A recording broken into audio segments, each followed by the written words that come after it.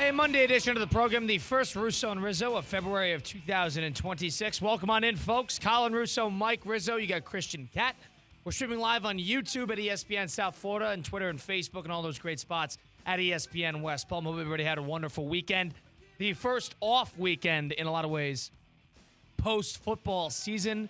No championship games, no divisional round, no college football playoff. Really the first one since late August.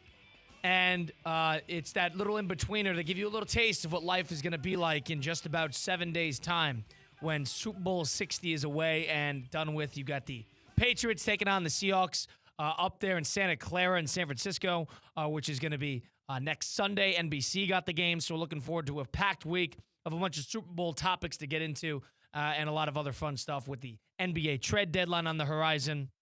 And a lot of coaching moves that still need to be dissected. Mike Rizzo, how you doing today, my friend? What's going on? Great, partner. Good weekend.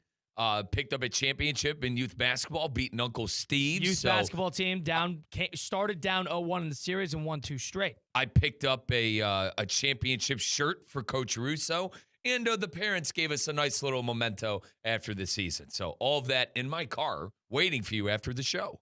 So the game went well. Game went well. We were down 4 at halftime. It was a massive third quarter. We outscored Uncle Steve about, I would say, Kyle, 15-4 in the third. Made it interesting in the fourth, but the foul game started because we were up 6 with about a minute left. And the boys, gosh, Kyle, it was like I was watching March Madness with the amount of free throws that were missed. But you don't like seeing that. Yeah, we missed a lot of free throws. But on the flip side, Steve's team missed a lot of bunnies too, but we were the better team. We out-rebounded them. I think we played better defense as well, better shot selection. We were going to the basket. We were making our layups. So I think it was a deserved win. What was the theme of the game? Rebounding? Yeah, I would say rebounding, and Steve would argue too, them not taking taking their chances. He'll say they missed 15 layups, but I personally think it was good defense by our bigs down low. I think that 2 of our better players really manned down low, the best I've seen them do it all year, and they were playing inspired. That's what happens in a winner-go-home game 3. Now, it was at 9 in the morning. I was afraid we would be sleepwalking for a little bit, and we kind of did that throughout the first half. But I think we were the better team, and I think we deserved to win. And I give Steve a lot of credit. It was a lot of fun. Those 2 games were fun. I know we complained about the best 2 out of 3.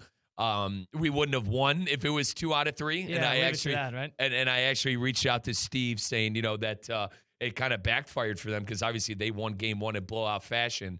But a lot of fun. And I want to thank the parents, want to thank the boys, and it was a fantastic season. How was the turnovers? We took care of the ball. We broke their press once, and they never, honest to God, Colin, broke their press so they once. Bailed on it. And we never did it again. What happened was, obviously, they wanted they wanted to trap the corners. So I kind of baited them. I would have one of our guards, both guards would flash to the corner, but I put one of our bigger players, Colin, like on the free throw line, and we read the third defender. When they would double team, we would read the third defender. Yeah, get the ball in the middle of the court. Yep, and if the defender bit in towards the inbound man, we would throw it right to the middle and get a free layup. We did that twice, and they didn't really press ever again after that because I wanted to make sure that we'd be able to handle the press. And I started out with a strong lineup. I started out with our strongest lineup possible to start the game. And Steve, believe it or not, they didn't press until about the second quarter with 3 minutes left to go when they really started going on a run because we were down by as much as 7 in the first half. Game was getting away from us a little bit, but a couple of big buckets and one turned things around. And we broke the press, which turned into an and one. And I don't think Uncle Steve and Coach Kenny really tried it anymore after that game. And one of our players, he was a press. He broke that press by himself a couple of times as well. So for context, Mike and I coached a youth 7th and 8th grade boys basketball team in the Palm Beach Gardens Youth Athletic Association, a best-of-3 championship series against one of Uncle Steve, Mr. Steve Politzino, who is the Good Conference president, our boss. So there was definitely some ulterior, obviously, motivations due to Steve being in that game. Was the officiating a problem? No. Officiating was actually, I say that. There was one bad call.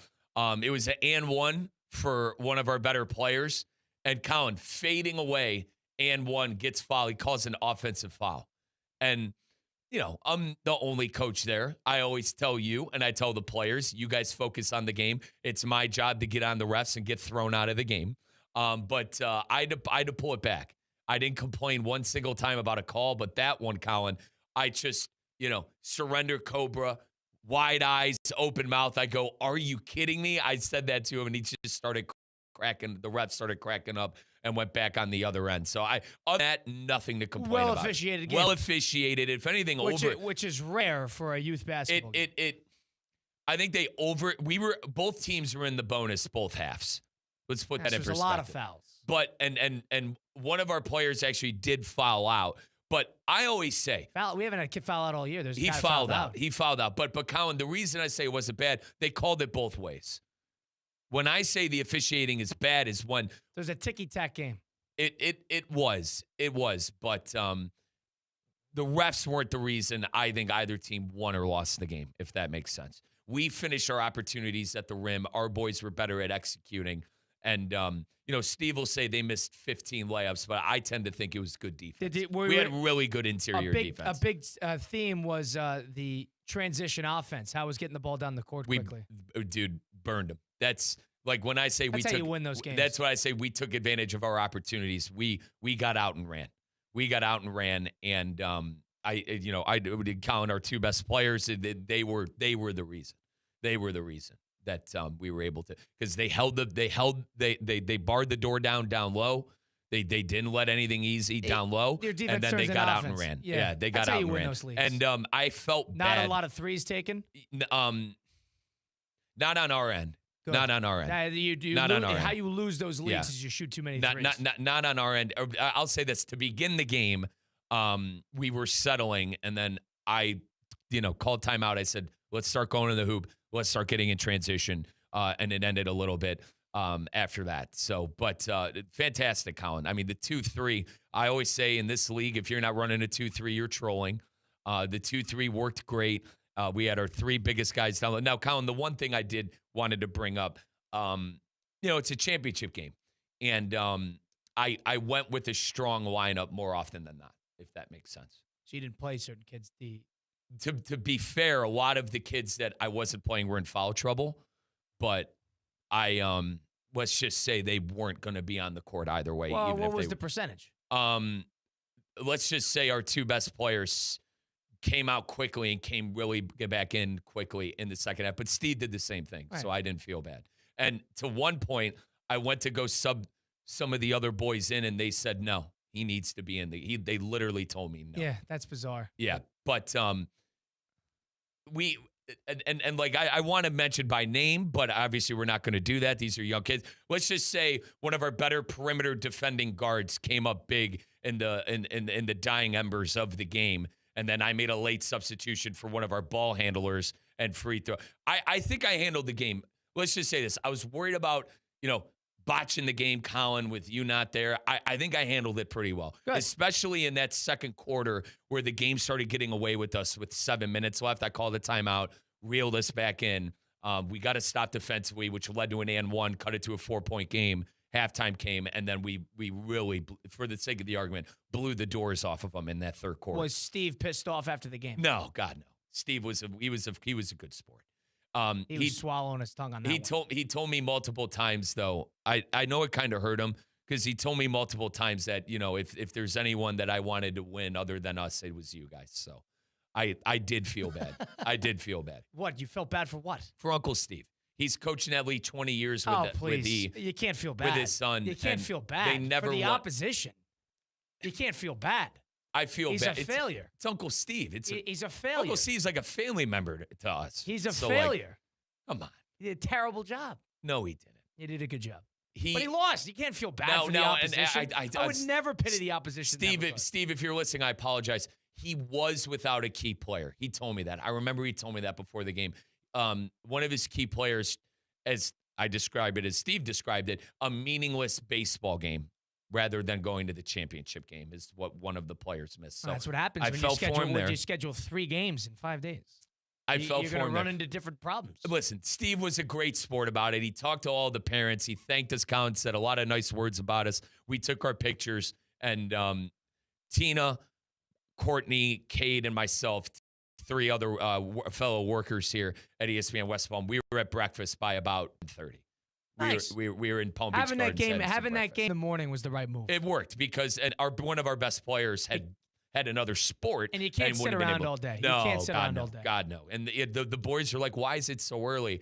I said, thank God it's early, boys. Because all the youth basketball players or youth sports players in this area, they play 100 different sports. Yep. And, the parents, their second full-time job is driving kids to said sports. So you got to do the least opportune time in terms of, I guess, timing conflicts. That's the way to do it. But go 2 o'clock in the afternoon, you're going to run into something. I didn't crash the Lambo.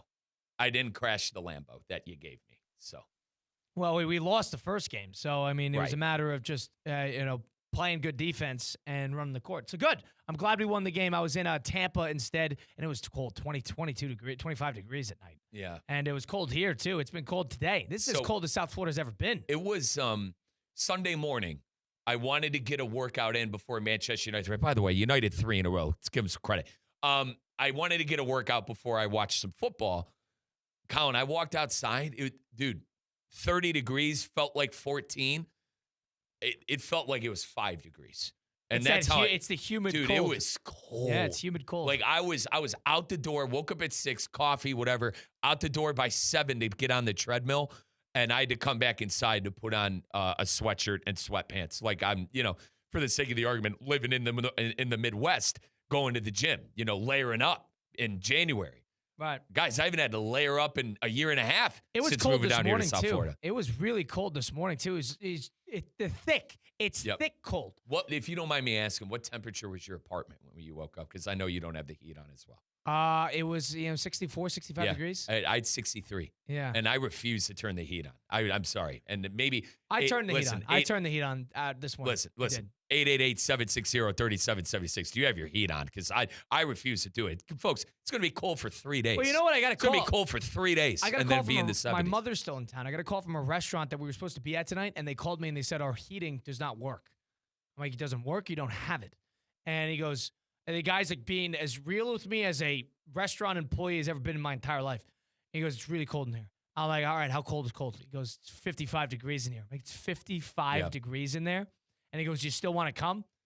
And I'm like, I'll let you know. I'll call. And I get back to you. You gotta get out of there. Yeah. There's places here that are completely caught with their pants down because you haven't turned on the heat in 3 years. Not ready for it.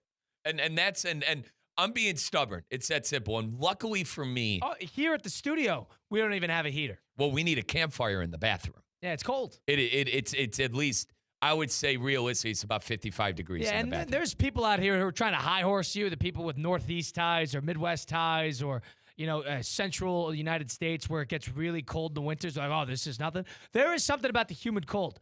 The tropics in this area in which we live where the air is just so thick, that cold feel, there's not a wind chill, but it feels worse. It's the first time that when we would visit Florida, Colin, growing up, it would always be when it's warm out, February, March.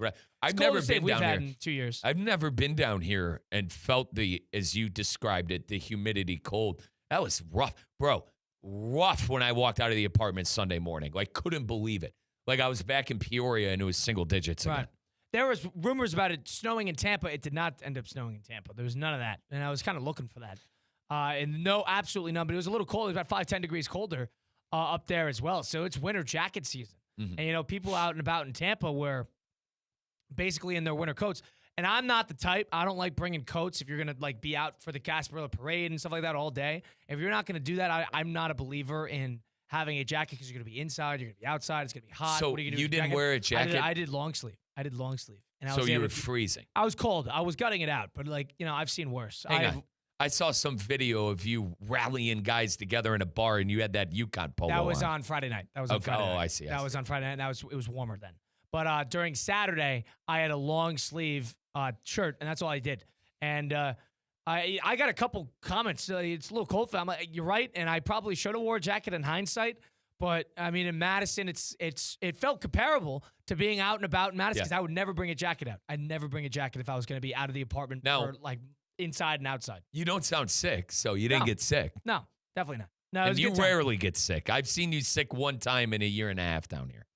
When was that? When you were sniffling and refused to admit you were sick. I was not sick. You were sick, but it's okay. And I got that godforsaken whatever the hell you had. You didn't get. Oh, that is not true. That is not true. It's either from you or my stepmom. One of the two. I didn't have any. My folks. You got sick 2 weeks ago, and you were bedridden for 6 days. I was nowhere Colin, near that. You're 23 and I'm 31 , brother. Okay, we had different sicknesses. We had different illnesses. I'm a little older than you, brother. That's all I'm saying. Your metabolism's illnesses. a little better than mine now. We had different illnesses. I don't know. I think I got a version of the strand that you had. It's either you or it's either my stepmother who came down here sick. So there you go. Both you guys. It was not me. Both you guys. I promise you, because I had no symptoms. Both you guys are getting the blame. I had no symptoms. But I give you credit. You're tough nose where if you're sick, you're going to show up to work. I respect that. I do respect there's that. a level to that. If you're sick and you're contagious, don't go to work. I was not contagious with anything. Well, I had a fever. You didn't have a fever. I had the fever. It was cough. That was the problem. I had a. That's malpractice. You walked into the office and you were sick and you had a lot of symptoms. So that's when everybody's like, "Get the hell out of here." Yeah, which I probably could have stayed that day, but neither here nor there. Right. Yeah. I hate missing. I hate missing days for that. Well, that's just how it goes. Yeah. But listen, back to Tampa where you didn't get sick.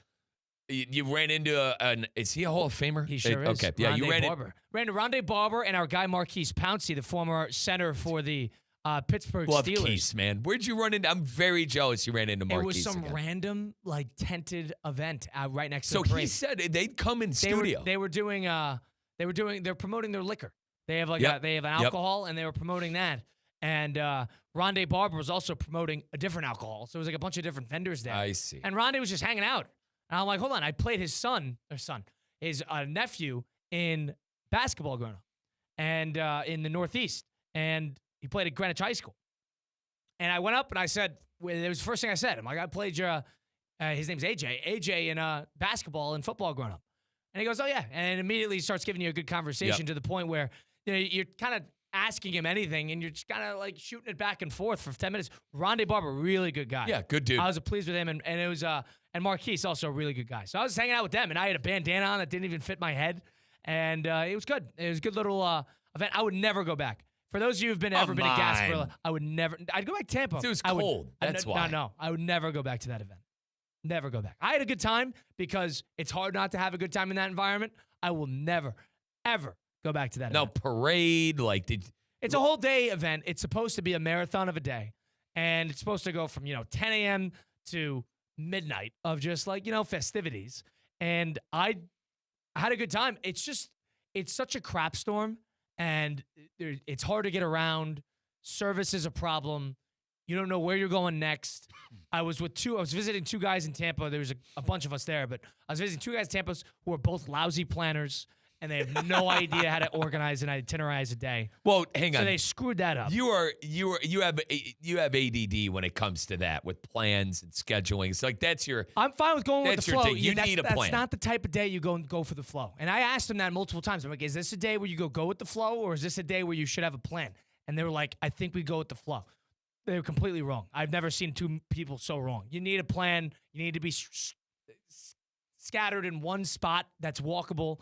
I'm never going back to that. It was a good time. Good time. I'm glad I went, and it was good to see the guys because that's you're not gonna. Your guys boys, haven't your seen buddies, a while. yeah. Guys haven't seen a while. Now you did go out in St. Pete though. You enjoyed St. Pete. That was better than Tampa. I was impressed with. What's St. the Pete. street? That street of the strip of bar. It's a Couldn't lot tell of you. fun. Couldn't tell you. And how about this? My brother lived there for 5 years. I visited him multiple times, and I can't remember the street. But there's one street, Kyle, with a strip of bars. I would say anywhere from the ages of 21 to 35 on that strip, and it's a lot of fun. No, yeah, I was pleased with it. And that was on Friday night when I first got there because you get there, and I planned it right. I thank God. I got to Tampa in the last 10 minutes of Michigan State. I was listening on the radio, and then I watched the end of the game, which was good. It got good at the end. The handshake one, and then right? Right. And then after that, went right to St. Pete, and it was a good time. And a lot of people say don't do anything Friday night because you got early day Saturday. You don't need to start at 8 a.m. on Saturday. Some people do. You do not need to do that. So good event, Gasparilla. I was a fan. I have the itch satisfied for that. I know Mardi Gras is sort of in that. I know there's Mardi Gras in multiple spots. Those types, St. Patrick's Day, I'm all good on that. That was my itch for that situation when there's just so many people in one spot collectively doing the same things and it's impossible to get around. I've satisfied that itch. So I don't need to go back. I tried FaceTiming you after. The boys wanted to FaceTime, but I didn't have any service. So you didn't have any service, or I didn't? I didn't. Huh. I didn't. It was 10:20-ish.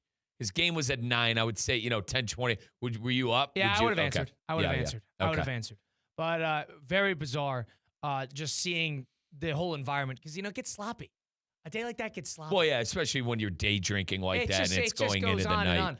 And it's too hard to get around. So I'm all set on that. I got that itch. Now, we have, what is it? I'm going to butcher this. The Sunlight Festival that comes to West Palm? Is it Calvin Harris coming? Thank you, Christian. Which is coming up. And we doing that? I couldn't care less about that. Come on. When is that? It's in 2 Should weeks. be fun. That's Christian, it's going to be fun. I believe that's Valentine's Day weekend. Christian, that's going to be fun. That's 2 weeks from now, I believe. I don't know. That's where I had to get medical attention because of an Aperol spritz. That's my memory. Oh, you've been to this event. Wait. Yes. So you went last year or 2 years ago? I went maybe 3 years ago. So you went 3 years ago. It was mid-February. I believe it's the President's Day weekend, so February 15th. And you went and you had an Aperol spritz and what? Didn't sit well? I was just dehydrated. Christian, I've been off the rock. Color me shocked. Wait, let's put it this way.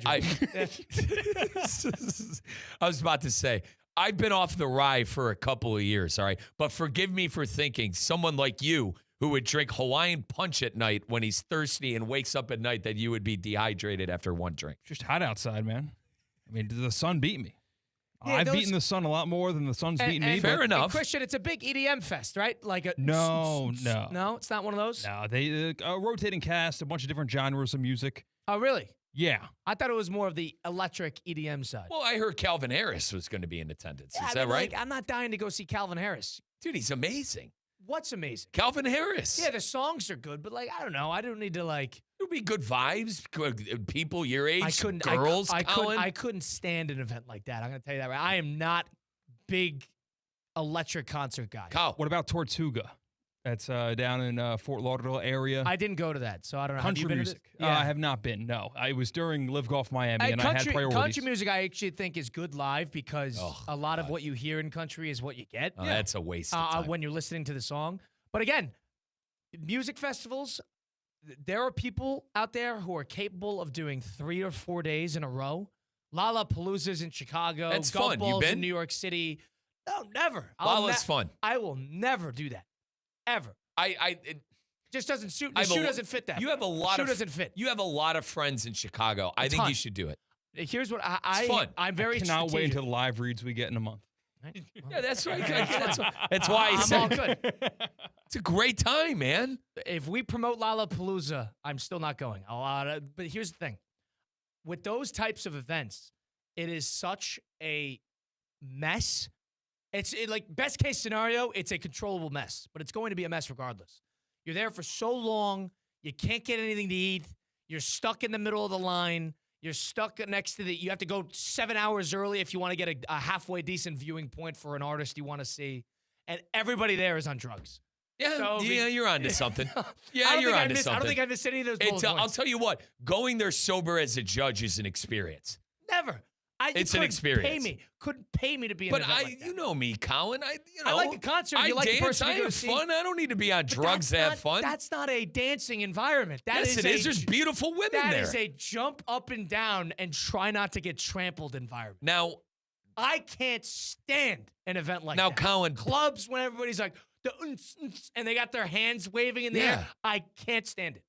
Can't stand it. God, you would. I have way more fun when it's like an open corridored area and I could set up an offensive line with guys in the bar. And that's my type. Hang on. That's my speed. Ultra Music Festival. My brother would take me. Dude, we would have a blast in Miami. Where is that? Miami. That's in Miami? We would have a blast. You couldn't pay me. That was a blast. You couldn't pay me. You couldn't pay me to go to a big concert. Even the two that I went to when I was off the rye, a lot of fun, dude. A lot of fun. Couldn't stand it. You like that music? I do. Love it. You could stand by and listen to.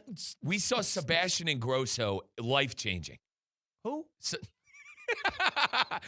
EDM artist Sebastian Ingrosso. Amazing. Okay. If Calvin Harris, I reckon the song Reload, Sebastian Ingrosso. Reload, this is freedom. That's what I'm gonna be honest, we it's are probably made of. No, it's hard to do an EDM song via the just vocal. but you would know it if you heard it. That's the I kind don't of know. thing. I'm surprised. For me, and I know I'm young, so I'm at the age where you could do it. Even in college, I couldn't stand it. Couldn't stand it. Okay. And It's not your cup of tea. Now, spare me. Unless it's 4 hours of Kenny Chesney, I'm not doing country. You know my rule with country. Kenny Chesney, a whole lot of nothing else. Country is meant to be listened to and enjoyed. It's a different type of crowd you get at a concert like that. Same thing as you get a different. I disagree. You say Dude, you get a different type of crowd at rock concerts or rap or EDM. Listen, no names, please. Blossom Music Festival in Akron, Ohio. Those Billy joints went off, dude. Went off. Dancing, girls, grinding. Listen, you're allowed to dance, but I'm just saying the type of dancing and the movement. EDM, it's let's see how close we can all get to the middle. Have you ever been to a Billy joint, with a lawn ticket? Yes. Well, yes. They're fun. Those are a good time. They're That's fun. different. That's a different type of event. That's a different type of event. I know what you're talking about. Yeah, they're fun. Those are actually a pretty good time. So I agree with because there's space. Yeah. Because you could breathe. You could talk to somebody. When you're at these giant festivals with millions and millions of people in one, or thousands and thousands of people in one spot, I can't stand it. It was the Billy joint mega ticket, and we would get it. You go for multiple days? No, it's just the mega ticket got you into all of them. And obviously you wouldn't go to all of them, but I would be, my buddies and I, we would go to majority of them, so we would get the mega ticket because it was cheaper than buying the single tickets. That's a one-day event. And it's basically the mega ticket gets you into every single one that's there. But it's over one day.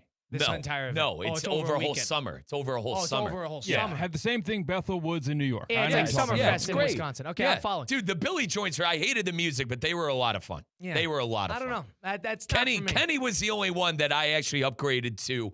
What would they call it, Christian? Lower bowl. What were the lower? Regardless, Music is meant theater. to be. Yeah, music's the theater meant to ticket. be enjoyed and consumed in a small environment where it's not thousands and thousands. Unless it's of Kings of Leon. mosh pit, Unless it's Kings of Leon, which is going to be at seven, which is not a huge venue. It's well, not, guess what? If it was at a football stadium, I wouldn't go. What I'm saying is, if you liked it, you would be all in on the everyone around you jumping up and down, Well, I'm fine with the music. Dude, we did Wiz Khalifa. Wiz Khalifa came my sophomore year at Ohio State, and it was random field, you-know-what, Ohio. One of the best dude, we pushed our way to the front. See, I can't stand that. One of the best concerts I've ever. I can't and deal Wiz with is that. Wiz is the rapper where he doesn't he actually sings his songs. You know what I mean? There's It's rare amongst rappers. Yeah, and that's why Wiz is so great, is because he's a top-notch performer. And that was unbelievable. Dude. Yeah, I will not. We had a group of friends, guys and girls, and it was so much fun. I will not be anywhere near that Sunfest. Are you going to go to that? The money is why I won't go. The ticket price Is it expensive? for Calvin Harris is a little rich for my blood. It's a little rich for my blood. Multiple days. I think so. Listen, why don't I remember this last year? And I apologize. I really don't remember this last year, and it's shame on me. But I believe it's over multiple days. I do. But I believe it is too. But I'm saying that you could get a singular ticket for a day, and the Calvin Harris one is the only one you'd be interested to. Right. I think Calvin Harris is the only name I saw on there that I would really be all in on. And obviously, we're planning trips and going through. I think I could spend that money on a flight or something on a future trip. Concert tickets, yeah, it's a good point that you just brought up. If you're going to go to these concerts and festivals, these festivals are never cheap. Yeah, they're expensive. Never cheap. And I get it because they got multiple people in one spot. Usually, if you get to a concert, you have a much better experience. Now, the only way there is a slight opportunity to where a buddy wants, because he's a huge Calvin Harris fan. He's seen him 5 times. There is a chance one of my friends wants to go, and if that's the case, I will have to bite the bullet. You're going to have to go. Yeah, and have a lot of fun doing it. I love Calvin, dude. You want to... Calvin Harris... And first off, all the songs aren't... You want to... Calvin Harris songs, dude. They don't sound like that. You want to get there a day and a half early so you could be in the front row. Dude, Calvin Harris is awesome, man. Don't diss Calvin Harris like that. His songs are a lot more than... It has nothing against Calvin Harris, everything against the crowd that shows up to those events.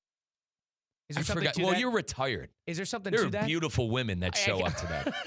and I'm not listening to this. Okay, I'm not listening to this. It's not about the girls. As a single man. It's not about women that are there. It is about the crowd of people that just congregates and pushing and shoving. People falling. But you could find places in the crowd. Here's where a it's guy not who like can't that. stand. Here's a guy who just got knocked down. You could find places like there's 2 or 3 guys getting arrested over there. That's I'm all good. Listen, the pushing and shoving and the moshing, like that's way towards the front. You don't have to do all that. You can find a nice place with some really nice people and have a good time. Yeah. Seriously. Yeah. It's not all like that. I don't know. And I'm a veteran at those places. I'd find us a spot. You're not convincing me. You're not. I know. Trust me. Yeah, I did. I'm all good. Mike, you just love the festival female outfits. Like you like the fishnets. Is that you what like this is? the pink. You're more into the here's women the that thing. are at the festivals than the actual festival. No, I know. That is very true. I mean, this guy is denying it vehemently, and he shouldn't. Mike? It's just listen. It's a nice thing while you're there while listening to great music. What's as well. a nice thing while you're there? Beautiful women. Oh. It comes with the territory. That music, It's great. It's good music. It is what it is. So you will not go into the mosh pit if you're at these events. Let's put it this way: with where I'm at in my life now, there is no need for me to be in a mosh pit. Will you? Only if the consensus says they want to do it. Like if I'm going to this, and there's a group of people. If I'm going to this, I would like to go there. Like I'm not showing up alone, Colin, but like if I'm with people, if my friend comes to town, if we get a group of people, if the consensus is they want to push towards the front, I'll have no issue doing it. All right. I just don't.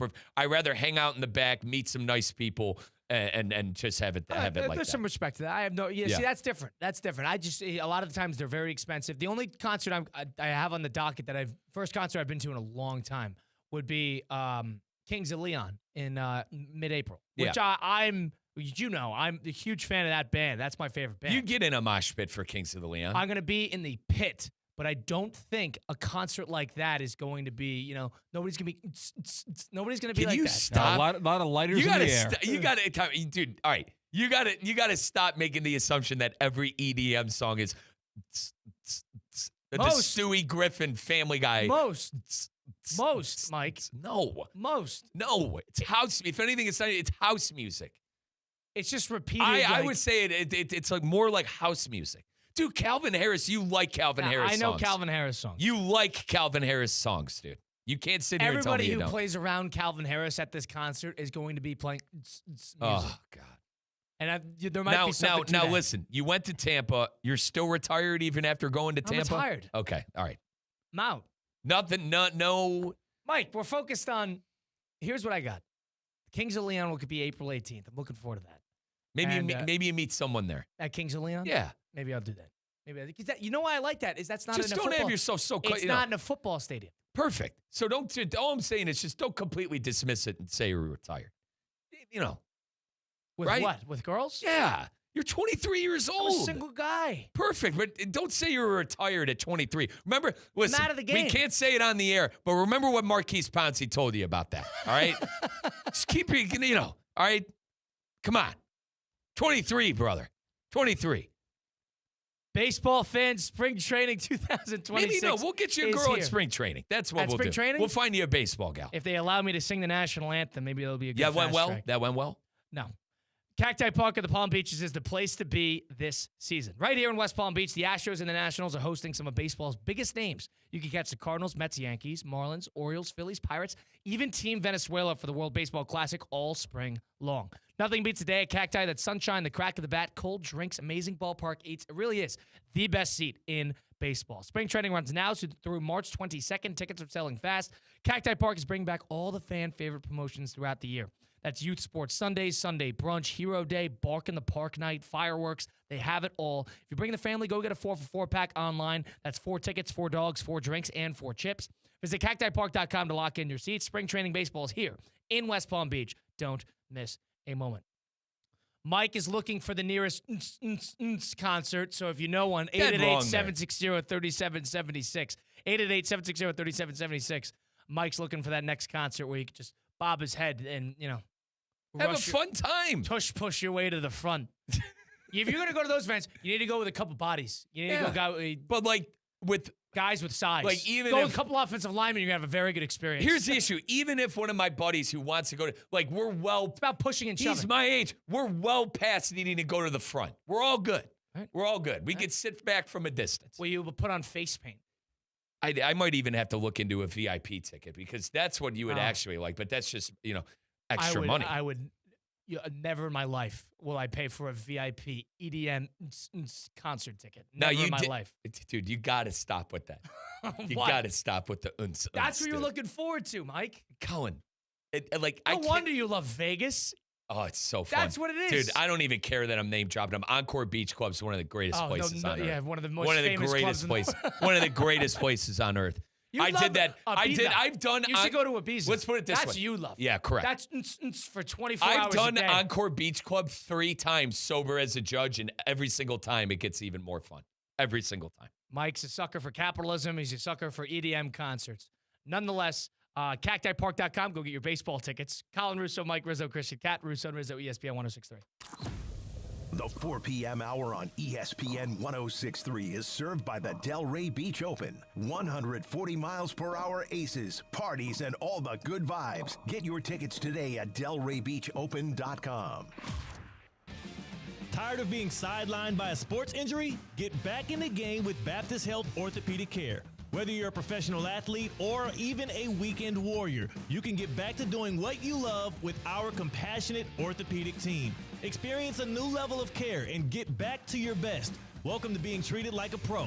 Make an appointment today at baptisthealth.net/ortho or call 833-556-6764.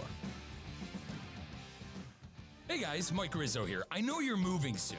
Don't stress it. Call Good Greek for your total relocation solution. From packing and storage to local and long-distance moves, Spiro and his team at Good Greek Moving and Storage has you covered from start to finish. Trusted by families, businesses, and teams like the Heat and the Hurricanes for over 2 decades. Make your next move simple, safe, and stress-free. Good Greek Moving and Storage.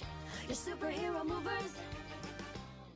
My name is Whitney Allen, and I'm a widow. My husband, Ryan, died. We never thought we'd ever have to use life insurance, but the unexpected happened. With Ethos, signing up was fast and 100% online. You can get a quote in seconds, apply in minutes, and get same-day coverage. No medical exams, and you can get up to $3 million worth of coverage. I'm grateful we were prepared. Get your free quote at ethos.com/game. That's ethos.com/game. Paid spokesperson. Time spent on application may vary. Online health questions required.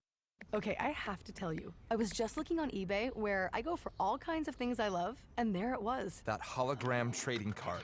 One of the rarest, the last one I needed for my set. Shiny like the designer handbag of my dreams. One of a kind. eBay had it, and now everyone's asking, ooh, where'd you get your windshield wipers? eBay has all the parts that fit my car. No more annoying, just beautiful. Millions of finds, each with a story. eBay. Things people love.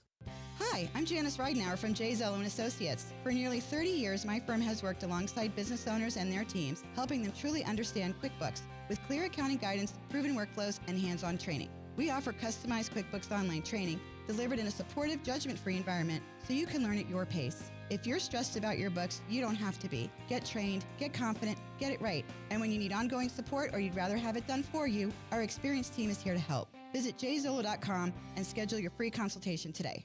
Football's biggest game is here, so make sure the only heat is on the field. Keep your home in the wind column with EDS Air Conditioning. Right now, qualified customers can get 0% interest for 60 months on a brand new AC. Hot streaks belong in the postseason, not in your living room. With over 800 Google reviews and a 4.8 star rating, EDS has been the trusted MVP since 2006. Visit EDSIsYes.com today and schedule your service now. Stay cool for the biggest game of the year. Love is in the air this Valentine's Day, and this gift lasts longer than roses. A free water test from Culligan. Culligan's advanced filtration and softening systems reduce harsh chemicals, giving you cleaner, safer, better tasting water. Come on now. Give your home some love. Schedule your free water test at Culligan.com. Serving all of South Florida. Culligan Water. Water you love. Hey, Culligan man. ESPN 1063 is your home for live sports presented by Hard Rock Bet, home of Inter Miami, Miami Heat, and the Miami Dolphins. Catch all the action and the biggest matchups throughout the week right here on ESPN 1063. Hard Rock Bet, it's Florida's official sports book. Try Hard Rock Bet now and receive up to $100 back in bonus bets if your first bet doesn't win. It's offered by the Seminole Tribe of Florida, must be 21 plus and physically present in Florida. Wager terms and conditions apply. Considered by gambling. Call 1-888-ADMIT. West Palm Beach, get ready. Car buying just got a whole lot better at Greenway Kia West Palm Beach. We're open at 7 a.m. Shop early, beat the crowds, and stay on your schedule. Prefer a female sales professional? Just ask. Our experienced women make sure you feel comfortable and confident every step of the way. Every new Kia comes with full invoice pricing, the real numbers right up front. No games, no surprises. No time to come in? We bring the test drive to you. Greenway Kia West Palm Beach. Open early, priced right, built around you. Breaking news on ESPN 1063 is brought to you by St. Lucie Battery and Tire. This just in. We begin this hour with breaking news. When news breaks, ESPN 1063 has it covered. We've had developments. ESPN 1063 can now report. When your vehicle breaks, St. Lucie Battery and Tire fixes it. Stay tuned to ESPN 1063 for more breaking news. Brought to you by St. Lucie Battery and Tire.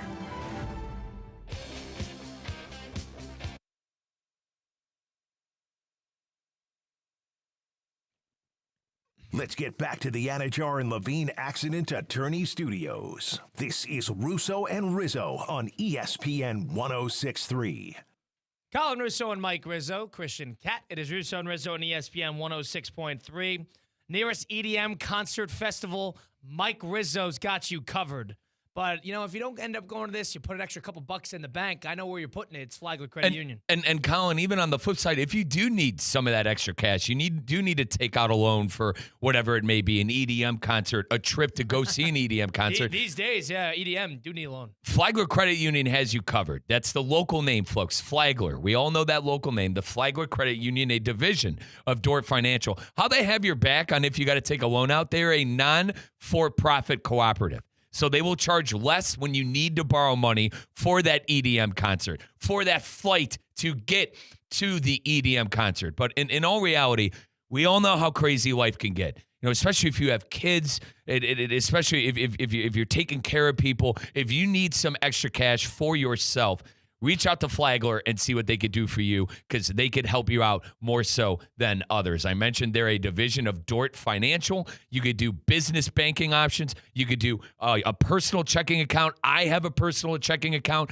with Flagler. I needed a bank down here in South Florida, and I went with the local guys that I could trust. That is Flagler Credit Union. They have 4 convenient locations across Palm Beach County: Boca Raton, Lake Clark Shores, North Palm Beach, and West Palm. I go to the West Palm location because I live in West Palm Beach. Flagler is the official credit union of Florida Atlantic Athletics. You can open an account today by visiting flaglercu.org for more information, or you could go to one of those 4 great locations. Now, Colin, friend of show, Corey from Good Greek, Corey texts in and says, Riz, Orlando has a massive multi-day EDM event, and he sent me the link.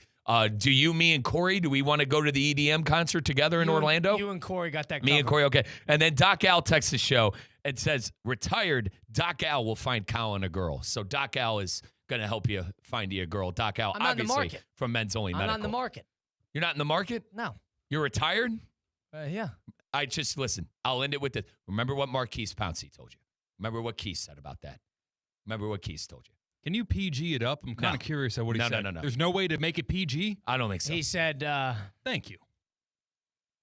In order for me to be retired, he was thinking of the things he'd rather do and be instead of retired with girls. How's that? I got you. That's the only reason he lives. Yeah. Okay. He was giving Right. He's like, I'd rather deal with this alternative than be retired with women. And the alternative was pretty concerning. Dang, okay. That's a good way to put it. Okay, I see what you're saying. You guys threw Keith under the bus, man. You threw him under the bus. I mean, I think you agree with him, Mike. Listen, all right. Mike's right in line. One up you, Marquise. I just, to 23, Kyle. 23, kid. Wow. I'm not hold on. I'm out of the game. I'm retired. Fair enough. Christian's well out of the game. He's also retired, but in a relationship.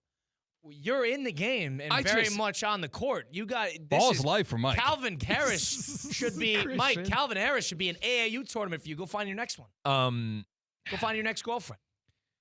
To your credit, like I could do all that sober and have fun and stuff, but you need a group. And it's too rich for my blood. What is the ticket? Like I said, I got 2 trips coming up. I got 2 trips coming up February, and then one of the international breaks for Inter Miami. Like we as Uncle Johnny says, the vault's closed for the time being. The vault's closed. Maybe you should cancel a subscription or 2. No, absolutely not. And I need to be able to watch all my sports and all my shows. I have a show for you guys, Classroom of the Elite on Crunchyroll. You'd really like it. I've never heard those words in my life. Well, you would really like it. Let me guess. Is it animated? It is. All right. It's an anime. But what I'm saying is it's really good. You guys would like it. And the reason I know this is because a buddy who hated anime, he watched it, now he's hooked, and now he's starting other animes. So it's a good lead-in. It's a good lead-in if you guys ever get interested and want to get your feet wet. A good lead-in for EDM concerts is Calvin Harris. Yeah, it's not, Sebastian. You should set up a Ibiza. That's what you should set up. Yeah. Seems like this is right up your alley. That's my brother. I would need my brother. My brother is the one who got me into house music, and he took me to a Pretty Lights festival, I think in Athens, Ohio. He was still going to OU, and he actually took me and a buddy of mine to our first EDM concert, and it was, we were life-changing. Would you say that? Life-changing is a word, but it definitely got me wanting to go to more EDM concerts the older I got. Wow, Christian, have you ever been to an EDM concert that is not the Sunfest down the street? No. I would agree with Marquise Pouncey if someone made me go to an EDM concert. Wow. So he's not I figured Christian doesn't seem like the EDM type too. You gotta deal with the crowd. That's the problem. It's the crowd. There's so many people. They're all on drugs. It's just I'm all good. Yeah, like dubstep got popular while I was in school. Oh, those weirdos, Skrillex. Boom. Hang on, man. Skrillex, they aren't weirdos. Have you seen Skrillex those that live? Listen to him. Have you seen Skrillex live, Mike? Thanks. Have you seen Skrillex live? He was at Ultra one year, so yes. Oh, so did you made it a point to go see Skrillex? He was there. He was one of the performers performing. Colin, Ultra is like a 3-4 day long music festival where there are multiple artists. You were excited. How excited were you? Dude, I was pumped. For Skrillex specifically. Yeah, Skrillex is great. Martin Garrix, do you guys know him? Yeah, but that's when you were dropping acid, right, Mike? You were going nuts. I'm familiar with that. I didn't do hallucinogens. Okay. I never did hallucinogens. That's when you Christian's wish you not dropped a fan. acid. Okay. Christian's not a fan of people who go to the Skrillex We didn't do it. I couldn't do hallucinogens. I needed my mind. You don't want to. But anyway, Christian, I was drinking and, maybe some other stuff. But, it was, listen, I was 22, 23. They got the light gloves and they're twirling around and going nuts. I'm the down, song "Animal." Listen, I'm down on the EDM. I heard on this the music festival scene entirely. The song "Animals" by Martin Garrix. I heard that before it was famous, and my brother and I looked at each other. We're like, people. "Wow, the worst type of people." That song was the sick. worst type that of people are the ones filthy. who claim to find these things. Diamond I didn't in the find rough. it. I just heard it before they started playing it on the radio and stuff. Dude, I know. No. And also, House of Blues, Cleveland, Ohio. A$AP Ferg performed the song "Work" before he was anybody, and they were mosh pitting to that song. And he had one of those people. You like to take credit for hearing a song before the people. He performed that. You're one of those people. So I'm surprised we're just getting to this.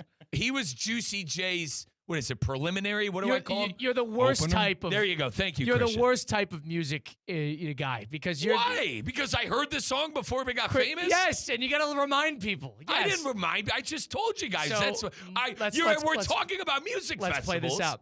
Martin Garrix is going to be at the Sunfest down the street. I think I'm Animals. Mike Christian's going to be there with Mike, and then Animals is going to come on. And then Mike is going to make sure to make a point to cup his hands around his mouth and say, I found this song before it was famous. No. You're one of those, I've never done that. I've never done something like that. I am picturing it in my head. It's vivid. I told 2 friends who were having a conversation that at one of these music festivals that we're talking about, I heard a song before it became popular. I don't know and you got to remind us. I don't know how it turns into me and a pile of people going, I heard this before any of you. Quite literal hipster activity. No. You got to take credit. And it's like you made the song. No. Dead wrong. Dead wrong. No? I saw Tame Impala live. I know we're talking I've about. actually heard that's a good concert. Oh my God, unbelievable! I've actually heard that that's is a an good unbelievable group, and It's a group. yeah, It's a guy. It's a whole kit and caboodle band, and it was great. You know who'd be? Sorry, Mike, I didn't mean to cut you off. You're good. Go ahead. Blue Man Group. That's who I would see live. But I think aren't they Nah. Vegas? Isn't that a Vegas shtick? Residency, maybe? Yeah, that's a Vegas shtick. I think. Yeah, and it's not just one group. Like they've got Right. like 12 Blue Men groups, and I've never seen them before. With the paint on the drums, that's worth the price of admission. I think I've told you guys this before. Like I'm not necessarily a fan of going to concerts anymore. Like I said, that's kind of behind me. But if we get a group of people, I am down. Like if you guys want to go do something, if we want to go do something as an office, as long as it's in the parameters of being financially acceptable, I'm down. All right, so Lawn Ticket, Machine Gun Kelly coming down in I'm May. not and Coming down where? Christian, I'm a phony. Amphitheater. Christian, I'm a phony. I'm not an MGK guy. That's okay. I don't. You're big on that. It was Not my an favorite. MGK But guy. That's your favorite artist, Machine Gun Kelly? yeah. Saw him in Tampa. That was an awesome show. Can you think of one Machine Gun Kelly song? I'm not good with music, admittedly. My girlfriend. What's the song kinda where got he's it. singing Yeah. about his friend's The girlfriend? only one I can recognize, I'm not even kidding, is the diss track he made to Eminem. That's Yeah. the only song of his. To be fair- People loved that at the to concert. be fair, when we were he performed that? when we were in high Wow. school, he came out with an album called Lace Up, and a couple of songs went a little hard. But to be honest, guys, I was always an MGK hater growing up because he wasn't born in Cleveland, and he would say he was from Cleveland. and So it he's the bothered me. type, if he's ever in Florida, you won't miss him. Machine Gun Kelly. Yeah. How many we'd times like- have you seen him live? Just once. Okay. I I'll tell missed you his what. show in Tulsa when I was living in Oklahoma, and I regretted it ever since. So, yeah, I make it a point to I see know him. none of you are on the market anymore, but a lot of really good-looking women like MGK. I will say that. I will say that. How do you know that? Have you been to- That's his how do you know audience, this? buddy. That's his audience. What do you all mean right? that's his That's audience? his audience, all right? How do you know this? Have you been to a Machine Gun Kelly concert? No, but buddies have. That's I told you, I that's kind of the blame Sky MGK. Report. You guys go to concerts and you judge the concert based on the attractiveness of the women It's in not the true. crowd. That's not Lieutenant true. Gawker. You gawk like nobody's Now, business. Colin, at Encore Beach Club, you might be onto something, but not at a concert. Not at a concert. Christian, you ever been to Encore Beach Club? Who's gotten about, a That's like ton one of the more free famous clubs publicity? in the world. Have you been to Free Vegas, publicity actually? from us. I've been to Vegas a couple times. Hated the tour I purchased on a tourist trap. And no. You need to, if you're going to Vegas, you need to go, for your first time, you need to go with someone who's a veteran. I will never. I'll go to Vegas for the A's. My and father I'll go during the week. My father and Uncle Johnny have been going to the desert since '78, and thankfully I was able to go there with them and had a Can't really stand good it. opportunity. I can't stand that. You've never been Yeah, to Vegas. That feels a little bit. You like, have never it's been to deep-rooted. Vegas. It's deep rooted. You You can't have like never can't been to stand if Vegas. you haven't done it. Yeah, Like, I and don't. then I'm that's not a like- Vegas guy. We went out. But I know the type. Like, Vegas is. Colin and I were out to eat. and gambling, Hang on. and I don't. I like gambling the slots. I'm not me. I'm good. You know what I mean? So, Colin and I, we went I don't out like to playing eat. the tables. Kyle said, I can't stand Vegas. I looked around. I said, dude, you can't say that unless you go there. And if you go there and you hate it, that's fine. If you go and you go, Riz, it's not for me. I hate it. I'm never going back. You won't hear a peep about it from me. But if we go and we go see Bellagio Bob and we do it the right way, I'm telling you, you will like Vegas. Yeah, I feel like there's something for anyone there, and you can find your Vegas in Vegas. Because if you're not the biggest on the tables or you're not the biggest in the club scene, What do you like you'll to find do? something. Let me ask you this. What do you... You like Gasparilla. What do You can find that type of I experience like in Vegas. Gasparilla because the people and the people I was hanging out with, it was good to see those Perfect. guys. The actual theme of the event, the one part I really enjoyed is we somehow got into a all-you-could-eat and drink area. Those Huh. don't exist in Vegas. Yes, Oh, they yeah. do. Oh, really? I've never heard of Vegas Yes, they do. buffet before. Yes, Well, they Vegas, do. but not all you could drink. Yes. Yeah. I could find you We'll it. find out. Colin. You find me that, I'll be a happy camper. So... you find me All right, that, all right, where there's not hang on. The fraternity is coming to visit Colin this month. So, Colin, what are you The in the tribal chief. Let me ask you this. What are eight you? guys coming. Colin was the president of Pike Fraternity All right. at Wisconsin. He branded each and every one of them on the Let's left reel butt it cheek. in. Correct, Let's correct. reel it in. Incorrectly giving information. Go ahead. What are you and the boys going to do for leisure?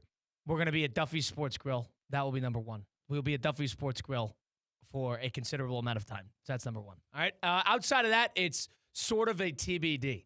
We're definitely going to do. Like, do you guys like the brunch? Do you like the. We'll brunch one day. We'll beach one day. And then we'll go out both nights. Dude, we could do all that in Vegas and on steroids. Yeah, go out. Here's the thing. We could do all. You what want to I'm talk about saying taking a is loan out with literally and Flagler? What you With do for Flagler fun? Credit Union, you got to take out a substantial loan to survive Vegas for 2 You need nights. $5,000. That's what I'm 3 talking. days. All right, that's what I'm you talking need about. $5,000. That is the problem. You need there is $5,000. nothing I would do for You're $5,000. crying about a Sunfest ticket, and There you're is saying nothing the I would easy do for $5,000. There is But if nothing. Christian, Nothing I would do for $5,000. If I'm going to Vegas, I know I have a Tony Soprano envelope of $5,000. Mike, I'm there already is planned nothing for in that. the world that I would pay for $5,000 for. That is not like a home or a car. There's nothing an experience that I would pay All right. $5,000 for. I could Not How one about thing this? that comes to mind. What- I want to go to the moon for $5,000. Go ahead. What's your absolute spending limit on a trip then? Because I could work it out. If you give me a spending limit on a trip, Here's the thing. I could budget Accommodation. it out in Vegas. So is this including flights, accommodation where you're staying? Does this include all of this? Yeah.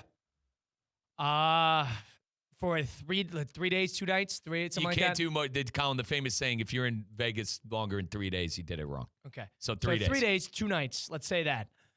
I don't know. I don't have a mind for the hotel.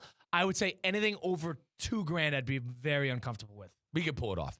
For two Especially flat? because you're not the biggest gambler. Yeah, so that's correct. that's got to be like That's 4 of the $5,000 right there. 3,500 of it. Absolutely. I wouldn't even like to. I'm 3,500 going to be of it. honest. I've never spent $2,000 on a trip in my entire life. Let's bring that back to $1,500. Now, when I was listen, Dude, the only time I've spent that amount is when I did 36 days in Europe, and I could spent find a couple grand outside of the flights getting there and back, which are expensive.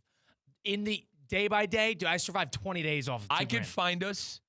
I could find us $15 tables for blackjack, which is unheard of in that city. And I could find you. Fremont Street. I don't you wanna- can find. I don't wanna gamble. Someone's got I'm not a $5. I'm not a gambler. Someone. I gotta imagine. Circa. I don't mind saying it. Circa does. Okay. Well, yeah, 15. Yeah. Circa 10 day. And on weeknights, it's $10 minimum. Yeah, I and feel that like place kicks butt. Stadium swim. But I don't like kicks gambling. butt. I don't like gambling. I'd go to the Sphere. How's it? I think, Colin, if you park at a $5 table of whatever and just enjoy the free drinks they bring to you, if they still do that, We're talking. You're speaking my language a little bit. That's kind of the experience, right? You get the like cheapest roulette. table. You and cousin Blake can sit at the roulette table. Roulette's fun. Roulette's fun for 2 rounds, and then you lose twice and you leave. But the beauty of roulette, like you could bet $5, Yeah, bro. I do like you roulette. don't. I You do know like what I roulette. mean? There's no doubt about the that. minimums. I am a blackjack player, and that's Can't- what I like playing. Can't stand poker.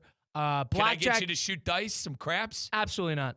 Slots, please. Fools do slots. And Mother won $8,000 on a slot. $10. She lost 12 before that. Fools do slots. Anything online, you're a fool. Outside of that is, the blackjack. I like blackjack. I'm just not very good at it, admittedly. So I've never. You need to learn. Yeah, you haven't played it. Well, I've played it, but I haven't played it enough to become like good. Give at you the cheat sheet card. Yeah. Correct. It's called the book. So I get like a notebook with me. Uncle They're gonna Jay. get, No. some No, index security guard Colin, is gonna.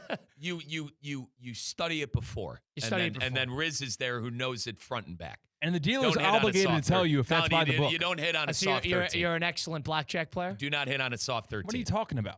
A dealer's showing 3 and you got 13, you're not hitting that. You're doubling that. 13? Yeah, the dealer's showing a bustable card. If a dealer's showing 3, she's going to need or he or she is going to need a long run, so you're not going to hit on a 3 to take away the bus cards.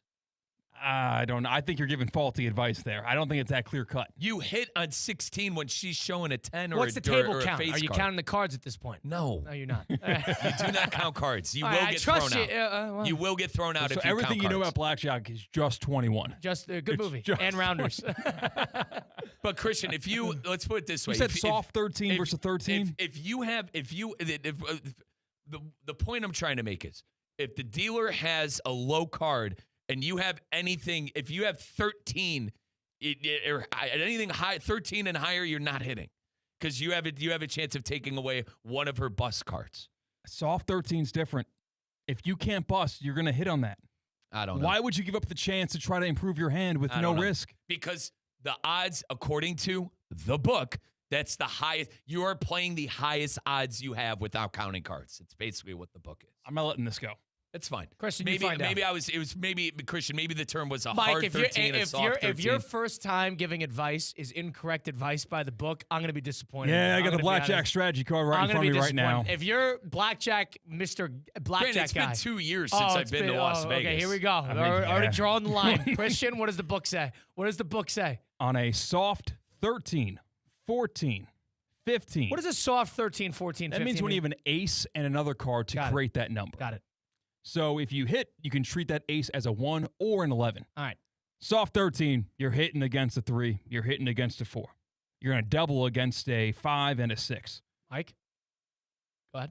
I got it mixed up between a soft and a hard. Fair play. That's okay. Right. If you got a hard It's been 2 13, years. yes, you don't take a chance to bust on that. A hard 13. A hard 13 is the ace and what else? A hard 13 is just without strict an number. ace. Yeah. Soft And is when that's you have what I the meant. ace that could adjust. I apologize. Got it. And I got a hard. I got mixed between the hard and. I'm following. But you're in. If someone's at the table and you got a hand like that and they have a low number, like you're in. If you see that person pass on a hit, you're in good. What do company. you think your lifetime up versus down is on the blackjack tables? Probably plus 3,500. This was before I had real money. Plus 3,500 lifetime. Lifetime. Because I hit big. What do you? My first trip, I went down with $500 and left with $5,500. What do you? And you'll never do that again. And I haven't done that again. You never do that again. And I haven't done That's that win again. the lottery. And in I've Vegas been I've been about 4 more times. Have you been chasing that high ever since? Walking out there making 11 times your money. The issue is too, you stay at different places, and the minimum is significantly higher than some other places. Like at the Bellagio, some nights the minimum to get on a blackjack table is $100. Oh my God. Yeah. So like that's why $5 You know how grand. sick it would be if I'm 1 for 1 on my first day on my first leg or whatever, and I lose $100. I would walk out. I just get in such a sour mood from that I feel like I just wasted all that money. And then there was one time where we played Texas Hold'em, and I won a stack. I won about $1,000. So I was one of the final guys. What do you So lifetime? Texas Hold'em, is that against a dealer or you went to the poker room? We went into the poker room. Okay, We did like a poker night. What are you lifetime inside of a casino? That's probably Not 3,500. Yeah, I would say plus 3,500, Wow. and a lot of it came from the time I won $5 grand. And trust me, there were a lot of ups and downs in between that too. Yeah. So a lot of ups and downs. Bottom line is, I do it for fun, like blackjack well, with what friends. else do you do? Business? We do it for fun. No, you have people that walk in there to try to make money. Oh, And that's Correct. kind of And a that's not faulty me. line of thinking. Colin, that Tony Soprano $5 grand envelope that I have, I go to Vegas fully expecting not to have a dollar the moment I leave the city. That's the idea, right? That's if you're the gonna go, idea. it is expended money. You Correct. are not touching this money. And if- Anything else is a 2 hands up, thank Yeah. the man upstairs. And you are fully prepared to leave with none of it. That's Yeah. you got to get that I've out heard of that. the way. That is true. Fully prepared to leave with none of it. What I'm saying is your $2 grand limit of lodge, flight, I could make that work. I could find us something to make that work. $2 grand is heavy, but yeah, I can it'd have make, to be a we can heck make of a that trip. work. We can make that How work. I would do it is you go to Vegas on a Tuesday and a Wednesday. You go to 2 A's games, all right? You go to 2 A's games Tuesday and Wednesday, and you go to and one of them, hopefully you get one that is during the day in some capacity, maybe not. But if that's the case, then you could go on a Sunday and then carry it over. You want to go to the Sphere for a concert for sure. You do that. You go to 2 A's games. You set aside $200 to go gamble, and then you find a dive bar. If they even do, dive bars exist in Vegas. Colin, in a perfect world too, I think we get credentialed for the game. And that's how we don't even have to spend money on the ticket. I don't even think Vegas A's is gonna. It's not gonna be a crazy ticket. But what I'm saying is, understand what like, you're we could even get credentialed for the game and not even have to spend. We could save $200, $300 that way too. perhaps. Points. It makes sense. Makes sense. So 888-760-3776. Who do we got here, Christian? We got Royce and Jupiter joining the show. Royce and Jupiter, welcome on in. Royce, what's going on? What's on your mind? Thank you. First off, guys, I want you to thank you for coaching because you guys did an awesome, awesome job this season. I couldn't thank you more. I'm a parent of one of the kids, and you guys crushed it throughout the season, ESPN Cup playoffs. Appreciate it. Thank you, Just wanna Royce. start with that. Tremendous job. No, absolutely, throughout the season. Secondly, most importantly, I got to fix you guys on blackjack. I've been playing for a couple decades. counting the whole 9. Here we go. So this is where Mike is a fool. This is where Mike is a fool. Let us know where did we screw up. I'm rusty, for God's sake. Where did we screw up, Royce? Forgive me if I made a mistake. Go ahead. But first of all, you got a soft anything, and I think your producer fixed you. Ace anything, soft hand, you're dropping a hammer. You are doubling down on most small cards and backing up the truck. Second of all, dealer's not breaking that many times on a 3. It's about 15% plus or minus, so don't count your money there. So we're gonna do session. We got time. We do. I we found do, my Royce. coach. We're gonna do once a week. I found my coach. If we need one, Royce has got us covered. Royce, are you more or less happy that the coaches of your child in youth basketball are good or bad at blackjack?